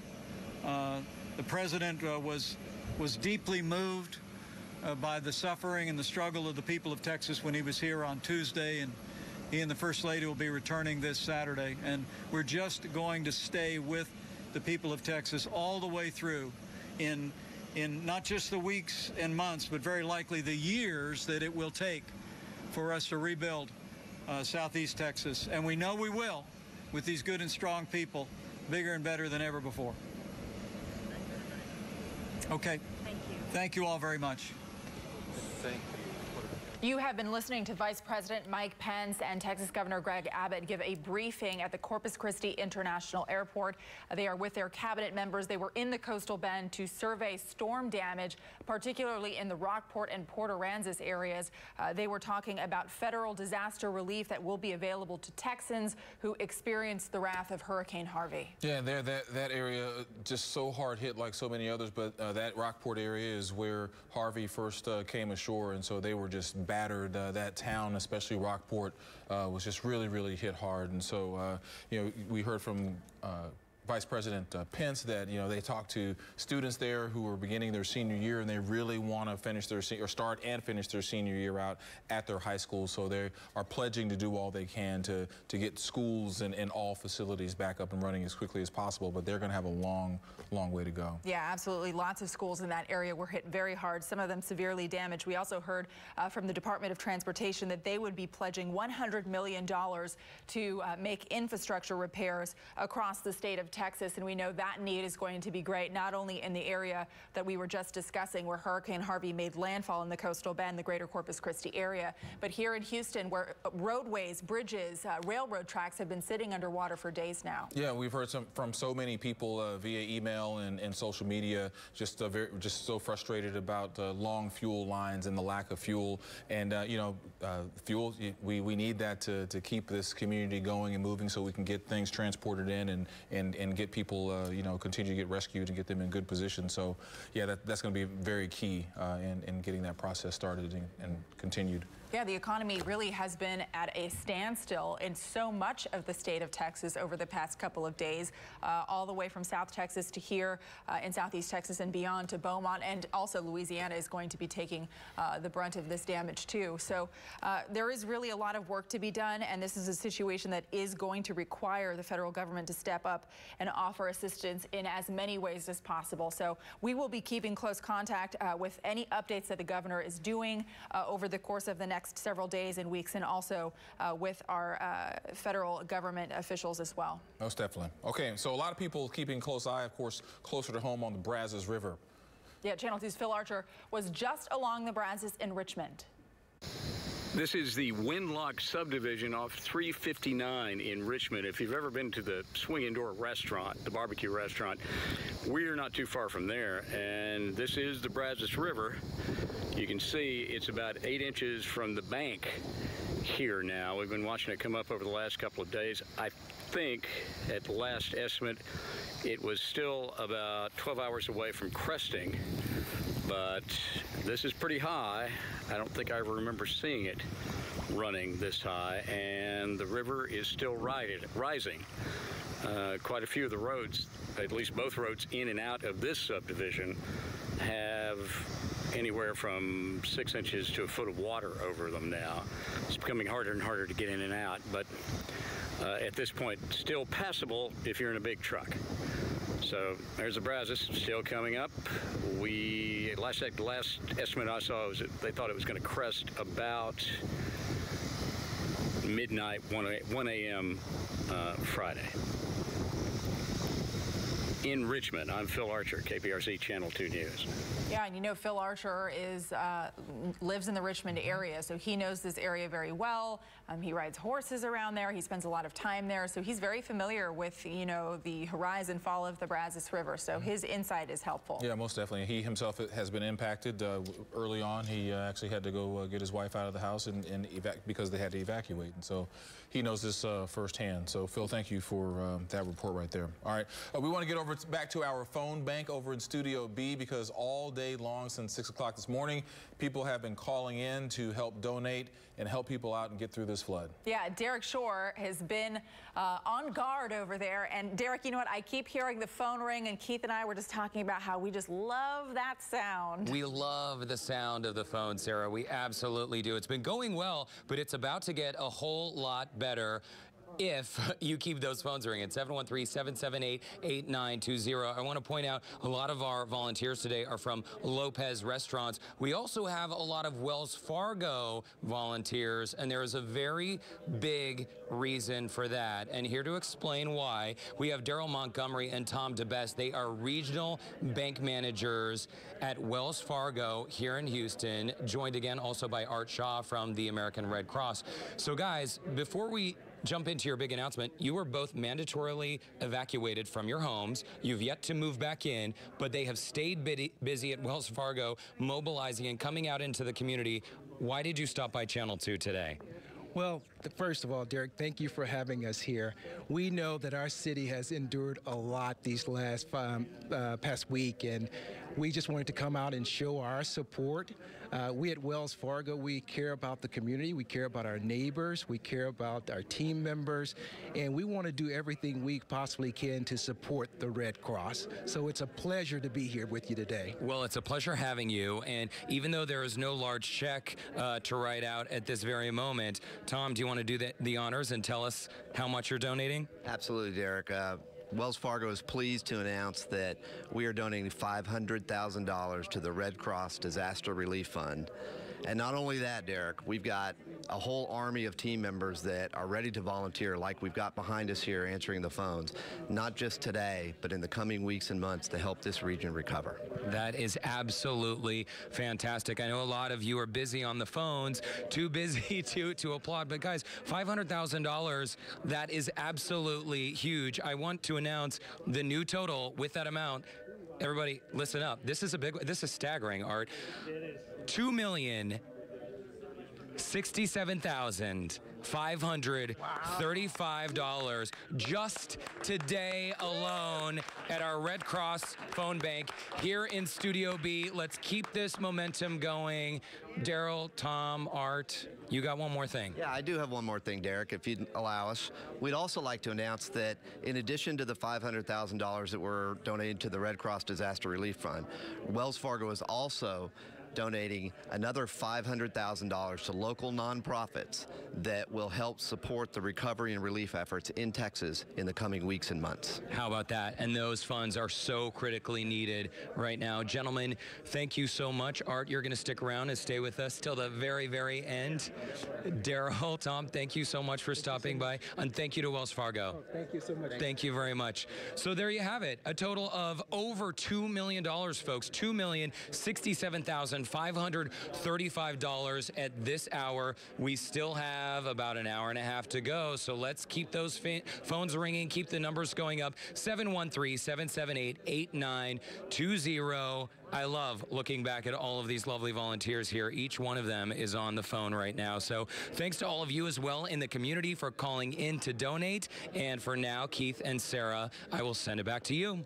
This has to be probably our most successful phone bank we've ever had. It's staggering. Yeah, even we asked our general manager, Jerry Martin, about that earlier, and he said, oh yeah, I mean, this is just a huge, huge success. So, Derek, thank you so much. We are so proud of every single Houstonian who donated to this. We're keeping the momentum going, as Derek said, so we're super grateful for that. Yeah, more than 2 million today alone, and close to 2 million yesterday. You know, it was well over 1 million. That number just brought a big smile to both of our faces. I know, we couldn't believe it. Yeah, you know, and so many people are stepping up. We've been talking about this all day. Hundreds of police officers are full right now. They were hungry for so long, and that's all thanks to a billionaire businessman. Tillman Fertitta's staff at Landry's prepared 900 pizzas for Houston police officers. He says he and his crew are just doing what they need to do. That makes me proud that that's what we want to do. Is we've got to do our part as a community leader, and that's just one little piece, and we just all need to contribute right now. Well, HPD Chief Art Acevedo had stumbled upon that pizza before he knew it was actually for his officers, but he's been working hard too. Tillman, you know, he's the man. He loves cops. He's the president of our foundation, and I've only been here for 9 months, but I feel like he's a brother, right? So the guy is just an amazing human being. So I'm leaving the HPOU this morning. I went, which is our police officers union. I'm starving. I didn't have time to eat, so I'm walking out. And they're walking with pizzas, and I go, "Holy cow, it looks good!" And I don't like cold pizza, right? So I said, "Is it hot?" They said, "Yeah." I had no idea what it was from. I grabbed it. I ate half a pizza, and it was delicious. So, but he's the man. Yeah, imagine, you know, they've been working so hard and then all of a sudden stumbling on that and realizing it was for you. And you know, they so deserve it. He says his officers are finally getting a bit of a break. I texted one of my HPD friends earlier, and he said, I'm going home finally. So they're just getting back to 12-hour shifts, which is still so much work. My goodness, man, they have been at it, and pizza, some good pizza goes a long way. Yeah, lots of people have stepped up to feed them. You know, I mean, you know, we look for everything that's positive right now. We should put that on a bulletin board. Yeah, pizza goes a long way. It's very true. It actually does. It can get you through quite a bit. I think we were eating that Friday night. We had some, Yes, we did. Quite a stack in the newsroom. Hey, I have a Click2 pin just for you. Okay. Take a look.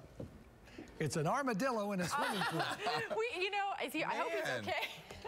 They have been all over the place. But look, it can't get out. I've never seen one in person. I mean, I have in like a controlled environment. You know? Yes, right. But not just sort of like in my pool. No, just hanging out. One of my favorite wildlife stories, the appearance of armadillos. Speaking of Tillman Fertitta, there's a look at Galveston. Yeah, the Strand, his hometown. And yeah, that's Sangerfest Park. And you know, they had a lot of businesses and restaurants that had gallons and gallons of water the other night. They're cleaning up certainly as fast as they can and getting ready for things. So, you know, you can get down there now, down 45. That's such great news. So many people couldn't get in or out. So that's good. So that's good. In the meantime, Southwest Houston, we should have a pretty sunset. It's nice and dry out there. It continues to be. Oh. No, temperatures. The sun is so beautiful. No, right? It's in the 90s right now.